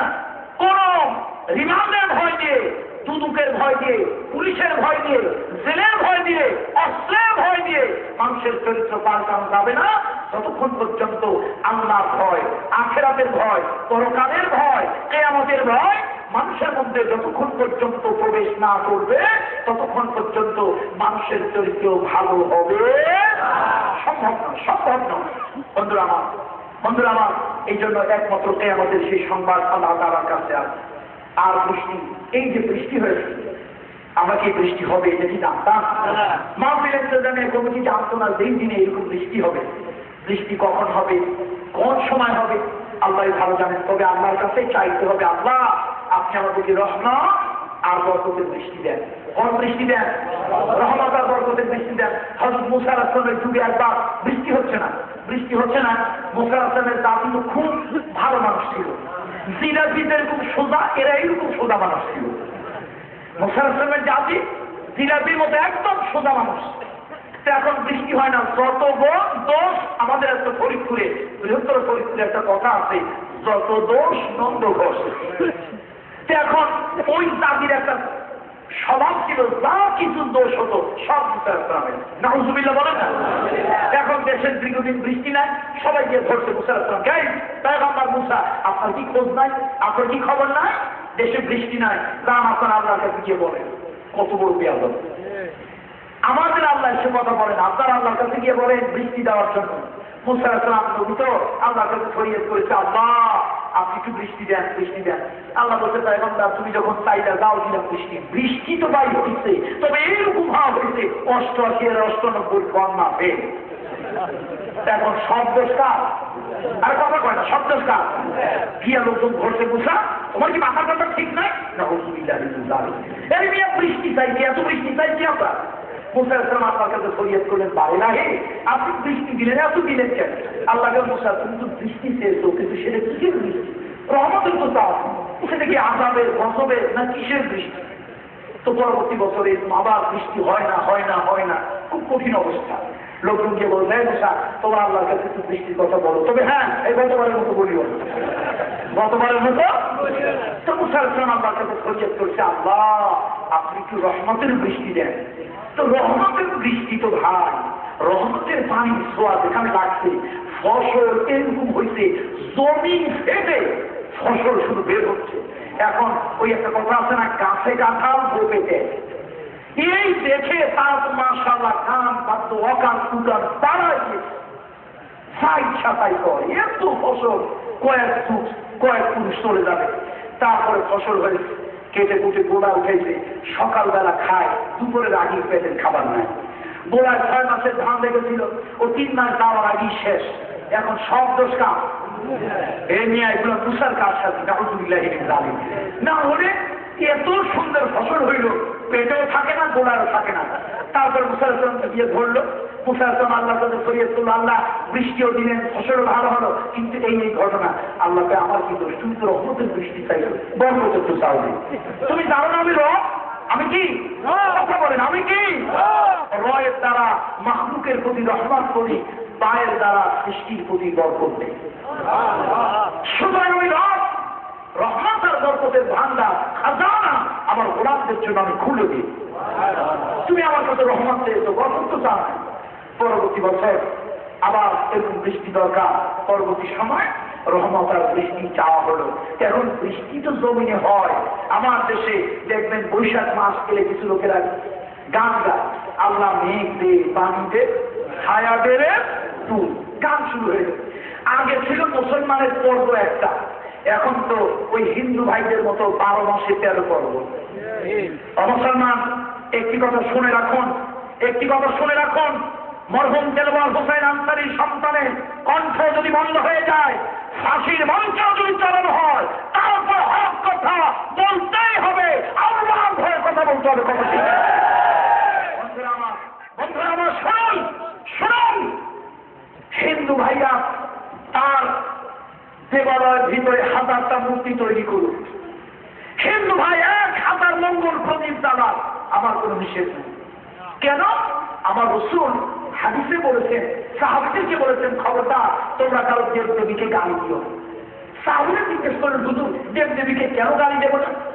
আল্লাহ হাবিব বললেন, ওদের দেব দেবীকে তুমি যদি গালি দাও, ওরা তোমার নবীকে, রাসূলকে, আল্লাহকে গালি দেবে। ইসলাম ইসলাম পরম সহিষ্ণু, ইসলাম সাম্প্রদায়িক সম্প্রীতি বজায় রেখেছে। মুসলমান সূরা আলে ইমরান 64 নম্বর আয়াত, মুহাম্মদ সাল্লাল্লাহু আলাইহি ওয়াসাল্লাম যখন মদিনায় গেলেন, সকলকে দাওয়াত দিলেন, কুলিয়া আহলাল কিতাব তাআলাউ ইলা কালিমাতিন সাওয়াইন বাইনানা ওয়া বাইনাকুম। কোরআন শরীফের সূরা আলে ইমরান। আপনারা জানেন না, আরো একটা ঘটনা, মুহাম্মদ সাল্লাল্লাহু আলাইহি ওয়াসাল্লাম মদিনায় হিজরতে যাওয়ার আগে মদিনাবাসীদের যদি কোনো বাচ্চা কাচ্চা না হতো, আমাদের ফরিদপুর অঞ্চলে বলে বন্ধা, আপনারা কি বলেন?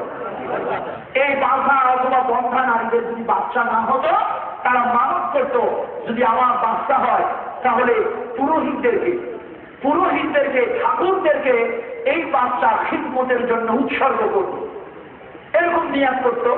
তো ঝড়ে বক পড়ে, ফকিরের কেরামতি বক কিন্তু মরছে ঝড়ে, কিন্তু কেরামতিতে বাঁচছে কার? ওই ফকিরের। এই ফকিরের কারণে মরছে, ফকিরে বদ্ধ করছিল, এই কারণে মরছে। আসলে বক মরছে কিসে? ঝড়ের কারণে। এখন আমি কিন্তু বলতেছি কিচ্ছা কাহিনী না, কোরআনের কথা। যখন এরকম মানুষ তারা করতো, আল্লাহর ইচ্ছায় বাচ্চা হতো, তাদের ধারণা মানুষের কারণে বাচ্চা হতো। এই বাচ্চাদেরকে ওই পুরোহিতদের কাছে, ব্রাহ্মণদের কাছে, ওই ইহুদি ধর্ম দাদুদের কাছে দেওয়া হতো, তারা তাদের ধর্মে লালিত পালিত হতো। মুহাম্মদ সাল্লাল্লাহু আলাইহি ওয়াসাল্লাম যখন মদিনায় গেলেন, আমি জানি না আমার মাইকের আওয়াজ কোনো হিন্দু সম্প্রদায়, বৌদ্ধ সম্প্রদায়ের কানে যাচ্ছে কিনা, কান খুলে শুনুন। ইসলাম সম্প্রদায় সম্প্রীতির ধর্ম, পরম সহিষ্ণু, বিশ্বনবী মানবতার মহান শিক্ষক। আল্লাহর হাবিব যেই মানবতা দেখিয়েছে, কিয়ামত পর্যন্ত কোন দার্শনিক, কোন রাষ্ট্র পরিচালক, কোন লিডার, কোন নেতা, পৃথিবীর বুকে কোন ধর্ম যাবে, মানবতার মহান শিক্ষক মুহাম্মদ সাল্লাল্লাহু আলাইহি ওয়াসাল্লামের মতো এত উদারতা, এত মানবতা কেউ পৃথিবীতে দেখাতে পারে? ইতিহাস জানো না, ইতিহাস জানো না, মুসলমানের সন্তান, ইতিহাস করো না। তুমি কার্ল মার্কস পড়েছো, প্লেটো পড়েছো, কোপার্নিকাস, কিপলর, রুশো, ভলতেয়ার পড়েছো, ম্যাক্সিম গর্কি পড়েছো, বার্ট্রান্ড রাসেল পড়েছো, শেক্সপিয়ার পড়েছো, নবী মুহাম্মদ সাল্লাল্লাহু আলাইহি ওয়াসাল্লামকে পড়ো না। কথা ঠিক কিনা বলুন? কপাল পড়ো না। বলছিলাম বন্ধুরা, মুহাম্মদ সাল্লাল্লাহু আলাইহি ওয়াসাল্লাম মদিনায় গেলে, মদিনার মানুষ আকুণ্ঠ ভালোবাসা হুজুরকে প্রদান করলো, দলে দলে লোক এসে মুসলমান হলো। এখন বাপ মুসলমান, মা মুসলমান, ছেলে কোথায়? ওই যে ইহুদির পুরোহিতের কাছে, ব্রাহ্মণের কাছে, তার ধর্ম। এসে বলে, ইয়া রাসূলুল্লাহ, এতদিন তো বুঝি না, আমরা আমাদের সন্তান ছেলে মেয়ে নিয়ে আসবো, আপনার খিদমতে উৎসর্গ করবো, আমরা তাদেরকে জোর করে নিয়ে আসবো, আপনি মুসলমান বানাবেন। আল্লাহ হাদিস চিন্তা করলেন, কি উত্তর দেবেন? আকাশ থেকে ওহী অবতীর্ণ হয়ে গেল, লা ইকরাহা ফিদ্দীন, লা ইকরাহা ফিদ্দীন। ইসলামে কোনো জবরদস্তি নাই, বাড়াবাড়ি নাই। ওই সন্তানগুলো ইসলামের আদর্শ থেকে যদি ইসলাম গ্রহণ করে, করুক, যদি তাই না করে, জোর জবরদস্তি করে বুকে তাড়া দিয়া, গলায় পিস্তল ঠাকাইয়া, ছুরি ঠাকাইয়া, নিরহ নিরপরাধ মানুষকে জিম্মি করে ইসলাম গ্রহণ করাতে বাধ্য ইসলাম করে না। সুতরাং তারা করে ওরা ইসলামের দুশমন। ওদের ইসলাম মদিনার ইসলাম নয়, হয় ওদের ইসলাম ইন্ডিয়া অথবা ইসরায়েল। বন্ধুরা আমার বলতেছিলাম, মুহাম্মদ রাসূলুল্লাহ সাল্লাল্লাহু আলাইহি ওয়াসাল্লাম সাম্প্রদায়িক সম্প্রীতি মদিনায় গিয়ে সব ধর্মের লোকদেরকে দাওয়াত দিলেন, ডাকলেন, এই সব ধর্মের লোকেরা আসো, কুল ইয়া আহলাল কিতাব তাআলাউ ইলা কালিমাতিন সাওয়াইন বাইনানা ওয়া বাইনাকুম, সূরা আলে ইমরান 64 নম্বর আয়াত। শুধু তাই নয়, 1 মাস নয়, 2 মাস নয়, ইহুদিদের মনতুষ্টির জন্য 17টা মাস আল্লাহর নবী কোন দিকে ফিরে নামাজ আদায় করেছে? বাইতুল মুকাদ্দাস, উত্তর দিকে। বাইতুল মুকাদ্দাস মসজিদে আকসা জেরুজালেমের দিকে ফিরে নামাজ আদায় করেছে। অথচ হুজুর কাবার মোতাবল্লি ছিল তার পূর্বপুরুষেরা 17 মাস পরে গিয়া আল্লাহ রাসূল খানায় কাবার দিকে নামাজ পড়েছেন মনতুষ্টির জন্য। বন্ধুরা আমার, এই জন্য বলি আমরা অনেকে অনেক কিছু জানি না, ইসলাম সম্পর্কে অনেক খোঁজ খবর রাখি না, কোরআন সম্পর্কে অনেক খোঁজ খবর রাখি না। এটা দুর্ভাগ্য আমার জন্য, এই জাতির জন্য দুর্ভাগ্য। আসুন, যে কথা আমরা বলতেছিলাম সে কথার দিকে ফিরে যাই। আল্লাহ তাআলা জমিনে বৃষ্টি বর্ষণ করেন। সুতরাং হিন্দু তার ধর্ম বিশ্বাস অনুযায়ী মূর্তি বানান, মঙ্গল প্রদীপ জ্বালান। আমার মুসলমানের ডাইরেক্ট কথা, মুসলমান তার পয়সা দিয়া, মুসলমান জনগণের ট্যাক্সের পয়সা দিয়া ভাস্কর্যের নামে কোনো মূর্তি বানাতে পারে না। এর কারণে যদি মরহুম দেলওয়ার হোসাইন আনসারী সন্তানের যদি ফাঁসি হয়, আল্লাহর কসম হাসি মুখে ফাঁসির মঞ্চে যেতে রাজি আছি। আমার নবীকে জিজ্ঞেস করা হলো, লিমা বরিস্তা, পৃথিবীতে কেন এসেছো? হুজুর বলেছেন, বরিস্তু লিকাসরিল আসনাম। সুতরাং মূর্তির সংস্কৃতি মুসলমানের সংস্কৃতি হতে পারে না। হিন্দু ভাই, বৌদ্ধ ভাই, তার ধর্মের বিশ্বাসের উপর আমি আঘাত দেব না। আমার ইসলাম দিতে বলেনি 1,000 লক্ষ মঙ্গল প্রদীপ জ্বালা, আমার মুসলমানের বাচ্চা মঙ্গল প্রদীপ জ্বালাতে পারে না। আমার মুসলমানের সন্তান হোলি খেলতে পারে না। আমার মুসলমানের সন্তান মূর্তি বানাতে পারে না। আমার ট্যাক্সের পয়সা দিয়া রাষ্ট্রের কোন জায়গায় মূর্তি তৈরি হতে পারে না। এর জন্য যদি জীবন দিতে হয় তাও দিতে রাজি আছি। আমি হিন্দু ভাইদের ব্যাপারে কোনো মন্তব্য করি না। হিন্দু তার ঘরে, তার অফিসে, তার আদালতে, হিন্দু তার ব্যবসা প্রতিষ্ঠানে হাজারটা রাখুক। আমার ইসলাম তার ধর্মের উপরে জবরদস্তি করতে আমাকে অনুমতি দেয় নাই। সুতরাং তার ধর্মের ব্যাপার তার কাছে। বৃষ্টি কে দেয়? মেঘ কে দেয়? তার হুকুমে জমিনে পানি বর্ষণ হয়। সুতরাং নাফরমানি করবেন না। আল্লাহ তাআলা বলেছেন, জমিনে অতিবৃষ্টি, অনাবৃষ্টি, শিলাবৃষ্টি, এসিড বৃষ্টি, অগ্নিবৃষ্টি, এগুলি হচ্ছে তোমাদের পাপের ফসল। এগুলি তোমাদের পাপের ফসল। পাপের মাত্রা যখন তোমরা বাড়িয়ে দাও, আমি আল্লাহর আকাশ আর ধরে থাকে না। আমি আল্লাহর আকাশ তোমাদের উপরে তখন অতিবৃষ্টি, অনাবৃষ্টি, শিলাবৃষ্টি, এসিড বৃষ্টি ইত্যাদি করে। আসুন, আল্লাহ তাআলা এগুলো আমাদেরকে সিগন্যাল দেয়। বৃষ্টি কার পক্ষ থেকে হয়, আবার না হয় কার পক্ষ থেকে। আর সেই বৃষ্টির ভিতরে কখনো কখনো বৃষ্টি রহমত, কখনো কখনো বৃষ্টি জাহান্নাত।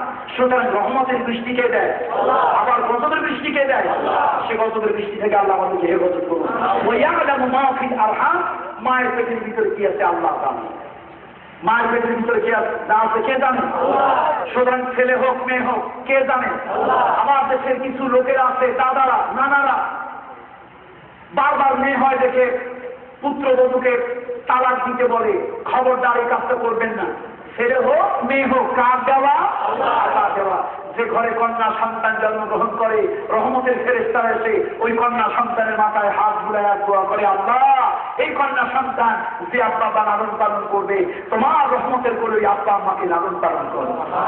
বিশ্বনবী বলেছেন, মুহাম্মদ রাসূলুল্লাহ সাল্লাল্লাহু আলাইহি ওয়াসাল্লাম বলেছেন, তোমাদের ভিতরে যার 3টা কন্যা সন্তান, ও কন্যার বাবা, ও কন্যার মা, তোমাদের ভিতরে যার 3টা কন্যা সন্তান, ওই 3টা কন্যা সন্তান পাইয়া মন খারাপ করো নাই, মন বেজার করো নাই, রাগ হও নাই।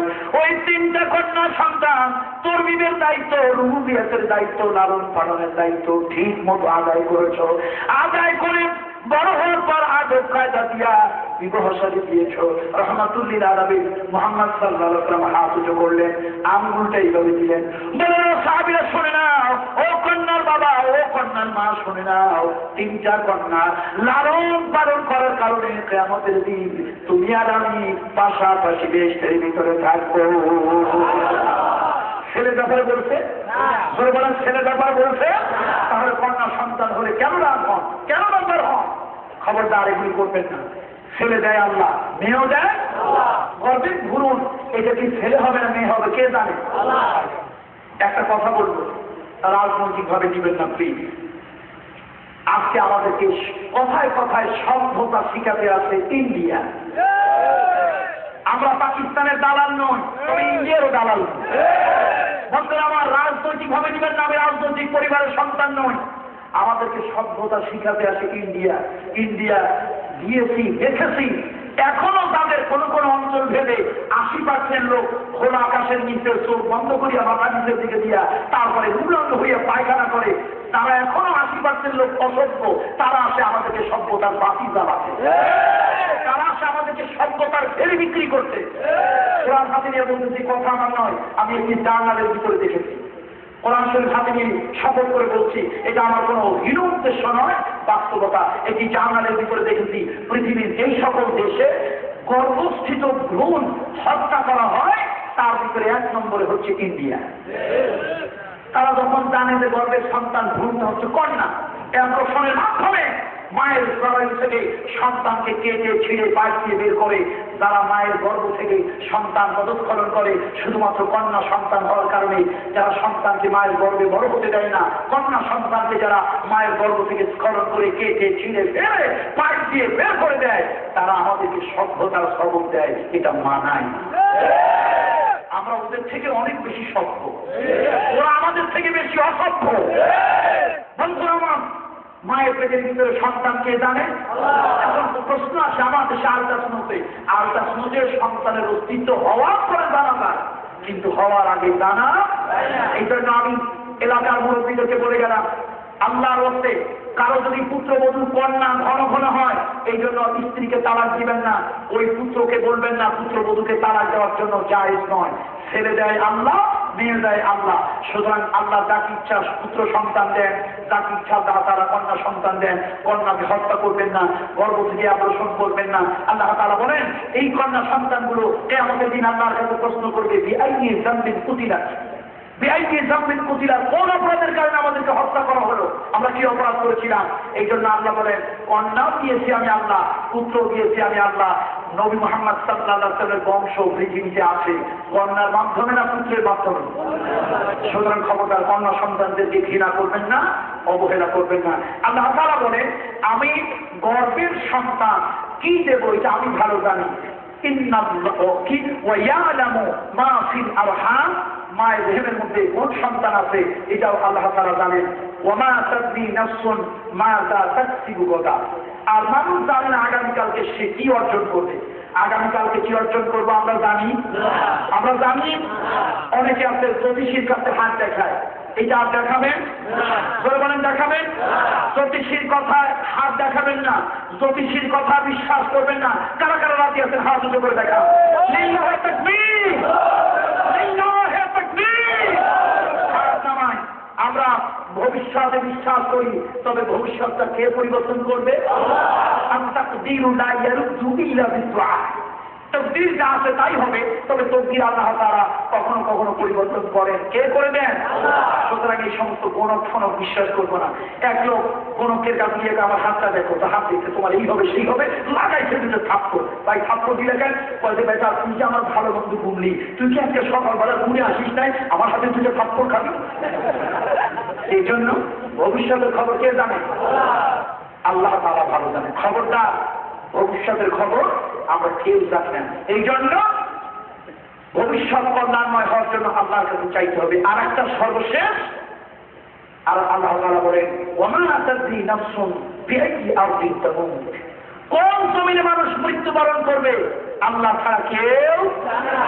আমরা আমরা বলতে পারি না আমার মৃত্যু বাংলার জমিনে হবে, আমার মৃত্যু কোন জমিনে কোন দেশে কোন ভূখণ্ডে হবে আমি জানি না, আল্লাহ তাআলা জানেন। সুতরাং ভাইরা, আমরা অনেক সময় দেখা যায় পরের জমিনে খুব ব্যস্ত। নোয়াখালী আছে কিনা জানি না, মানুষের একটা মানসিক রোগ, পরের জমি 3 হাত দখল করে খায়, এরপর আইলে দাঁড়াইলে মনে হয় ভিতরে আরো 2 হাত পায়। পরের জমি, শরীকের জমি, পাশের জমি কয় হাত দখল করে খায়? পরের জমি 3 হাত দখল করে খায়, এরপর আইলে দাঁড়াইলে মনে হয় ভিতরে আরো 2 হাত। এটা হলো মানসিক রোগ। এই রোগটার নাম কি রোগ? এই জন্য আল্লাহ রাসূল বলেছেন, লা ইয়ামলাকু সাউফি ইবনে আদম ইল্লা তুরাব। মানুষ যতক্ষণ পর্যন্ত কবরের পেটের মধ্যে না যাবে ততক্ষণ মানুষের চাহিদা পেট ভরবে না। ভাই, আমি যে কবর দখল করে অন্যের জমি 3 হাত 5 হাত দখল করে খাইলাম, আচ্ছা আমার কত জমি লাগবে? 3.5 হাত। আরে তাও আমার নিজের জমিনে আমার কবর হবে নাকি সিটি কর্পোরেশন নাকি পৌরসভা লাল ওয়ারিশ হিসাবে আমার লাল দাফন হবে তা কি আমি জানি? সুতরাং খবরদার, আল্লাহকে ভয় করি, আমি আল্লাহকে ভয় করি, আপনারাও আল্লাহকে ভয় করুন। খবরদার, শরীকের জমি ভোগ দখল করবো না, গরিবের জমি ভোগ দখল করবো না, অন্যায় করে অন্যের জমি ভোগ দখল করবো না। আমি জানি না কোন জমিনে আমার মৃত্যু হবে, আমি আমার জমিনে কবর হতে পারো নাকি কার জমিনে আমার কবর হয় তা আমি জানি না। আল্লাহ তাআলা এই রোগ থেকে আমাদেরকে হেফাজত করুন। একটা গল্প মনে করতে বলবো, এটা কিন্তু কোরআন হাদিস না, গল্প। তবে গল্পের মতো অনেক সময় শিক্ষণীয় থাকে। একজনের নাম হলো হরিপদ। এবার হরিপদ নামে কেউ থাকলে আবার রাগটাগ করবেন না, তিনি গল্প।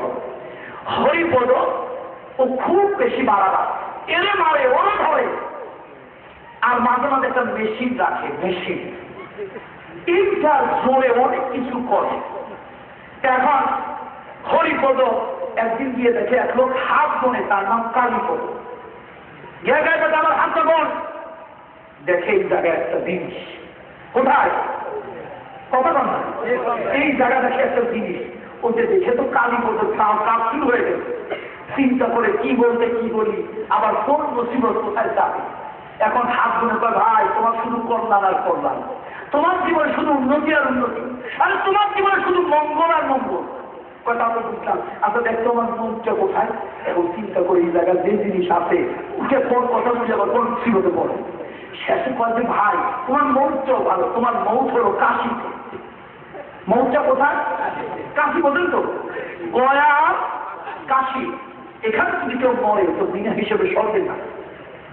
এখন সে চিন্তা করলো, যা মৌ যেহেতু কাশি আর দুনিয়ার যেহেতু উন্নতি, ভয় আর কারিগরি, এরে মারে ওর ধরে, যা ইচ্ছা তাই করে। কিন্তু কপাল খারাপ, কপাল। একদিন এক লোকরে মারছে, ও মারতে গিয়ে পড়ে গেছে। এখন পুলিশ বাকি কেস গেছে ম্যাজিস্ট্রেটের কাছে, ম্যাজিস্ট্রেট বেচারা ছিল এক লোকা মানুষ। সে কোন দলের কোন মতের কত কিছু দেখবো না, কোন ধর্মের, এই মাস থেকে অনক, মঠ থেকে অনক, ঘটনা সত্য, হ্যাঁ তাও ওর ফাঁসি। এখন ও হাতে আসা, আমার কালীপদ কি কইছে, আমার মৌত হলো কাশি আর তুই বলিস আমার মৌত হইল ফাঁসি। তিনটা ওর মানি অটোমেটিক কেসটা চলে গেছে কোন জায়গায়? আর কথা কয় না, জজ কোর্টে। জজ সব চিন্তা করে দূর উঠে সেটা অনেক কাজ তো করছি, একটা কাজ নয় ভালো করি, মাস থেকে অমুক, মোট থেকে অমুক, এই ঘটনা সত্য কিনা তার দিন সত্য, যাও বল ফাঁসি। এখন ওখানে ওই বেটাও পায় ফাঁসি, এই বেটাও পায় ফাঁসি। এই কথা বলতে বলতে কেস চলে গেছে হাইকোর্টে। হাইকোর্টে তারা শুনে মিলে হওয়ার ফাঁসি। এখন কল্পনা করছে, আর এই সবাই করলো ফাঁসি, এখন পড়া বলে ফাঁসি। জিনিসটা তুমি খুব হয়ে গেল না? শেষে সুপ্রিম কোর্টের রায় তারিখ হচ্ছে হওয়ার পর এখন তো জেলার কাছে চিঠি আসতে অঙ্কের ফাঁসি। এখন জেলার রায় যখন পড়ে শুনেছে ও তো খুব অস্থির হয়ে গেছে। কয়েকদিন সুদূর আমার একটা আড্ডা, এই বাজারের পূর্ব পাশে একটা লোক হাত বনে, নাম হলো কালীপদ, ওরে আমার একটু দরকার। এখন জেলা মনে করতে হয়তো কোনো মুসলমানেরা মৃত্যুটাকে ওই কালেমা টালেমা কিছু পরে বোধ কিছু একটা হবে। আচ্ছা ঠিক আছে, চিঠি লিখছে, ম্যাজিস্ট্রেটের অনুমতি নিয়ে ওই কালীপদের আসতে বলছে। কালীপদ যখন হরিপদের সাথে দেখা করতে আসছে, ওরে ধরছে, তোরে আজকে খাইছি, এই তুই আমার কি করে বলছে, কি বলছিলি বল। ও দেখে আজকে তো এখানে জিনিস নাই, আজকে কি নাই এখানে জিনিস নাই। চিন্তা করে আর আমার কি করবে, মারতে তো আর পারবে। শেষ করে ভাই কি বলছিলাম, তুই বললি আমার মৌত হবে কাশিতে, কিন্তু আমার এখন তো মৌত হয় ফাঁসিতে, ব্যাপারটা কি? সত্য বলবো, বল সত্য বল। শোনো ভাই, তোমার এই জায়গায় একটা জিনিস থাকে, এইটা বলে তুমি যা করছো, এরে মারো করে ধরো, এই করো সেই করো, শেষে বিধাতা তোমার প্রতি একটু নারাজ হয়ে গেছে। আর মন তোমার কাশিতেই ছিল, বিধাতা রাগ করে কর মাথাটাকে টান দিয়ে হওয়া নাই, কর মাথা টান দিয়ে একটু বানাচ্ছে। তো আগে ছিল কাশি, কর মাথার টান লেগে ফাঁক হইয়া কি হয়ে গেছে, ফাঁসি। সুতরাং ভাইরে, ওই বিশুদ্ধ যুগের জোরে তুমি বেশি বাড়া পাচ্ছিলা, বিধাতা আর সহ্য। এই জন্য খবরদার, মেশিন টেশিন যাদের কাছে আছে ভাই, মেশিন টেশিন যাদের কাছে আছে ভাই, দয়া করে এই জিনিসের গরম দেখাবেন না ভাই। কার মন কখন কোথায় হয় কে জানে, কে জানে। এই জন্য আল্লাহ তাআলার কাছে আমরা সবাই বিনীত হই, আল্লাহ তাআলা আমাদের সকলের প্রতি রহম করুন, আল্লাহ তাআলা আমাদের সকলকে নেক হালাতে মৃত্যু নসিব করুন। বন্ধুরা আমার, আজকে মাহফিলটা কার উদ্দেশ্যে, কিসের উদ্দেশ্য হচ্ছে আপনাদের জানা আছে? দক্ষিণ মাসিমপুর মদিনাতুন নূর জামে মসজিদ, এই মদিনাতুন নূর জামে মসজিদ যার উদ্যোগে মাহফিলটা হচ্ছে, আমরা এখন মোনাজাতের মাধ্যমে এই মাহফিলটা শেষ করব। তো মাহফিল মোনাজাতের আগে অনেক ভাইরা পরে আসছেন, তো তাদের কাছে একটা অনুরোধ, মাহফিল ইন্তেজামিয়া কমিটি, মসজিদ কমিটি করেছে একটু সহযোগিতার জন্য, তারা আপনাদের কাছে অনুরোধ করেছে আপনারা একটু মেহরবান করে একটু গণহারে যদি কিছু 10 লড়ি একের বোঝা মসজিদের ছাদের জন্য একটু সহযোগিতা যদি আপনারা করেন, তাহলে এই ছাদটা স্থায়ী থাকবে। মানুষ কিয়ামত পর্যন্ত যতদিন নামাজ পড়বে এই সব আপনাদের আমল নামায় হবে। আপনারা কি আমার প্রতি রাগ করেছেন? তো রাগ করলে মনে হয় যে মুখে যাচ্ছেন রাগ করে, নাকি রাগ করেননি তো? তাহলে এখন আমরা মাহফিল পরিসমাপ্তির দিকে যাব। দয়া করে মেহরবানি করে মাঠ কালেকশন হয়েছে। আর একটু যারা নতুন আসছেন তাদের কাছে যেহেতু একটা দাবি করা হয়েছে মসজিদ কমিটির পক্ষ থেকে, যারা পড়ে এসেছেন 1-2জন ভলান্টিয়ার ভাই উঠুন আর একটু সহযোগিতার জন্য হাত বাড়ান। যারা পড়ে এসেছেন কিছু সহযোগিতা করুন। 10 লড়ি একের বোঝা আল্লাহ তাআলা আমাদের 10 জনকে ওসিলা করে আল্লাহ তাআলা এই মসজিদটাকে কবুল করুন, মসজিদের কাজ সমাপ্ত করার তৌফিক দান করুন।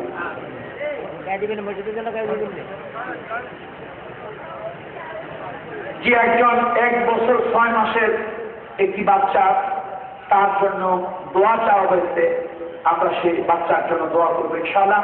সবাই বসুন, সবাই বসুন, মনটা নরম করুন, আল্লাহ কিছু মতবর্তী হন। একটু দালাল ভাইরা যারা পড়ে এসেছেন কিছু সহযোগিতার জন্য আপনারা মসজিদের দিকে আপনাদের দানের হস্ত প্রসারিত করবেন। আল্লাহ তাআলা আমাদেরকে সেই তৌফিক দান করুন। আল্লাহুম্মা সাল্লি আলা মুহাম্মাদ ওয়া আলা আলি মুহাম্মাদ কামা সাল্লাইতা আলা ইব্রাহিম ওয়া আলা আলি ইব্রাহিম إنك حميد مجيد. اللهم بارك على محمد وعلى آل محمد كما باركت على إبراهيم وعلى آل إبراهيم إنك حميد مجيد. اللهم صل على سيدنا ونبينا وشفيعنا وحبيبنا مولانا محمد صلى الله عليه وعلى آله وأصحابه وبارك وسلم. اللهم آمين. ربنا ظلمنا أنفسنا وإن لم تغفر لنا وترحمنا لنكونن من الخاسرين. ربنا فاغفر لنا ذنوبنا وكفر عنا سيئاتنا وتوفنا مع الأبرار. ربنا عليك توكلنا وإليك المصير. আল্লাহ তাআলা দক্ষিণ মাসিমপুর মদিনাতুন নূর জামে মসজিদ ও ধর্মপ্রাণ এলাকাবাসী যুব সমাজের যৌথ উদ্যোগে আয়োজিত অন্ধকারে মোবারকপূর্ণ তাফসীরুল কুরআন মাহফিলে হাজারো মুসলিম নরনারী আমরা হাত তুলেছি। রব্বুল আলামিন মেহেরবানি করে জীবন জিন্দেগির গুনাহ মাফ করে দাও। আল্লাহ তাআলা এই মাহফিলের আয়োজন যারা করলেন, মাহফিল করার জন্য যারা আসছেন, মাহফিল শোনার জন্য যারা এসেছেন, কিয়ামতের দিন কঠিন মুসিবতের সময় আজকের মাহফিল আমাদের 3 শ্রেণীর লোকের জন্য নাজাতের উসিলা বানিয়ে দিও। রব্বুল আলামিন এই মাহফিলকে দয়া করে এলাকার যত মধ্যে গান্ডা শুয়ে আছে আল্লাহ তাআলা সকলের কবরের আযাব মাফ করে দাও। আল্লাহ তাআলা তাদের রূহের গায়ে জান্নাতি পোশাক পরিয়ে দাও, রূহের সাথে জান্নাতের সাথে যোগাযোগ করিয়ে দাও। আল্লাহ তাআলা আমাদের মুরব্বীরা যারা এখনো বেঁচে আছে ঈমানের সাথে খাতিমা বিল খাইর নসিব করে দিও। আল্লাহ তাআলা এই মাহফিলের জন্য যারা মুক্ত হতে সহযোগিতা করেছেন আল্লাহ তাআলা আপনি তাদেরকে কবুল ও মঞ্জুর করে নেন। আল্লাহ তাআলা যারা দেশে বিদেশে আছেন আল্লাহ তাআলা তাদেরকে সুস্থ রাখেন, ভালো রাখেন। আল্লাহ তাআলা আল্লাহওয়ালার জিন্দেগি গঠন করার তৌফিক দান করেন। রব্বুল আলামিন তামাম দুনিয়ার মুসলমানদেরকে ঐক্যবদ্ধ করে দেন। আল্লাহ তাআলা মুসলমানদেরকে নেক আমল করার তৌফিক দেন, আল্লাহওয়ালা জিন্দেগি গঠন করার তৌফিক দান করেন। রব্বুল আলামিন আমাদের দিলের ভিতরে বড় ব্যথা, দিলের ভিতরে বড় যন্ত্রণা। আবু জাহাল তোমার রাসূলকে দেখলো, আবু লাহাব তোমার রাসূলকে দেখলো, মক্কার জালিম কাফেররা তোমার হাবিবের গায়ে যারা পাথর মারলো, ওই জালিমেরা তোমার রাসূলকে দেখলো, কিন্তু উম্মত হয়ে আমরা দেখতে পারলাম না। রব্বুল আলামিন তোমার কুদরতি কদম ধরে বলি আল্লাহ তামাম জীবনের ভিতরে একদিনের জন্য হলো, একবারের জন্য হলো স্বপ্নের ভিতরে রাসূলের সঙ্গে দেখা নসিব করে দিও। মক্কা যাওয়ার তামান্না, মদিনা যাওয়ার বাসনা যাদের দিলের মধ্যে আছে, সোনার মক্কা মদিনা যাওয়া নসিব করে দিও। আল্লাহ তাআলা আমাদের কার কখন মৃত্যু আসবে জানি না, কার কাফনের কাপড় বাজারের দোকান চলে আসবে তাও বলতে পারি না, কার কবরের বাস তৈরি হয়ে গেছে তাও জানি না। মৃত্যুর সময় খাতিমা বিল খাইর নসিব করে দিও, ঈমানের হালাতে মৃত্যু দান করিও। আল্লাহ তাআলার কবর বড় মুসিবতের জায়গা। এই দুনিয়ায় কারো ঘরে আগুন লাগলে পাড়া প্রতিবেশী দৌড়ায় আসে আগুন নিবায়, ফায়ার সার্ভিসের লোক আসে আগুন নিবায়। কবর বড় মুসিবতের জায়গা। কবর নামক ঘরে যদি কারো জাহান্নামের আগুন লেগে যায়, দুনিয়ার কোনো মানুষ জানবে না, আগুন নিবাতে আসবে না। ওই কবর আমাদের জন্য আসান করে দিল, ওই কবর আমাদের জন্য আসান করে দিল। হাসরের ময়দানে তোমার আরো শেষ ছায়া করে ছায়া দিও। আল্লাহ তাআলা কিয়ামতের কঠিন ময়দানে যেদিন তুমি সাজদা সাজদা করে হিসাব নেবে, আল্লাহ তাআলা ওই দিন আমাদের জন্য তুমি হিসাব সহজ করে দিও। আল্লাহুম্মা হাসিবনি হিসাবান ইয়াসীরা, আল্লাহুম্মা হাসিবনি হিসাবান ইয়াসীরা, আল্লাহুম্মা আজরিনি মিনান নার। রব্বুল আলামিন পুসরাতের ফুল দিন গতিতে তার করাই দিও। আল্লাহ তাআলা কঠিন মুসিবতে তুমি জিম্মাদার হয়ে যাও। আল্লাহ তাআলা যেই যুবকেরা উৎসাহ উদ্দীপনা নিয়ে মাহফিলের আয়োজন করলো, এই যুবকদেরকে 5 ওয়াক্ত নামাজি বানিয়ে দাও, এই যুবকদেরকে 5 ওয়াক্ত নামাজি বানিয়ে দাও, চরিত্রবান আদর্শবান বানিয়ে দাও। যুবকদের আত্মার কলিজা ঠান্ডা করো, যুবকদের আত্মার কলিজা শীতল করো। সুবহান রাব্বিকা রাব্বিল ইজ্জাতি আম্মা ইয়াসিফুন। আল্লাহ তাআলা খাস করে এইচএসসি পরীক্ষার্থীদের জন্য দোয়া চাওয়া হয়েছে। আল্লাহ তাআলা এইচএসসি পরীক্ষার্থীদের জন্য দোয়া করছি। যারা এসএসসি পরীক্ষা দিয়েছিল ওই ছেলে মেয়েদের জন্য দোয়া করি, আল্লাহ ওদেরকে ভালো রেজাল্ট করার তৌফিক দাও।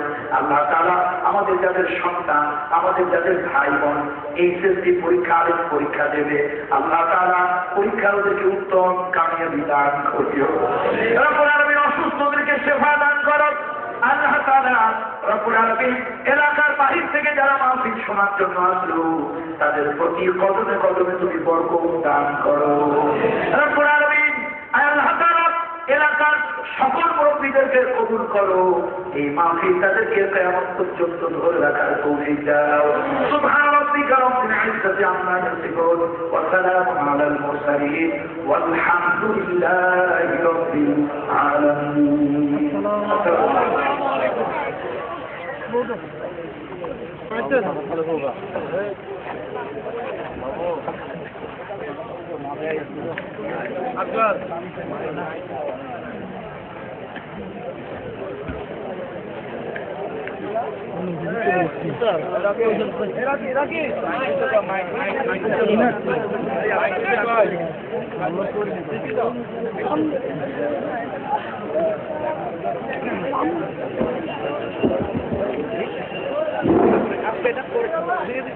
মাহফিল কমিটির সম্মানিত সদস্যবৃন্দ এবং স্বেচ্ছাসেবকবৃন্দ অপেক্ষা করবেন, আপনাদের সাথে মাহফিল কমিটির বিশেষ কথা আছে।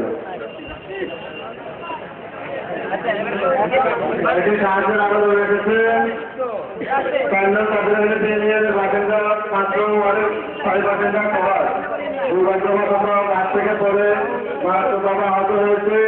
ওনার নিকটে এবং ওনার এলাকাবাসী আপনাদের কাছে সাহায্যের আবেদন জানিয়েছেন। আপনারা যাওয়ার সময় যে কাজ করেন সাহায্য করে দেবেন।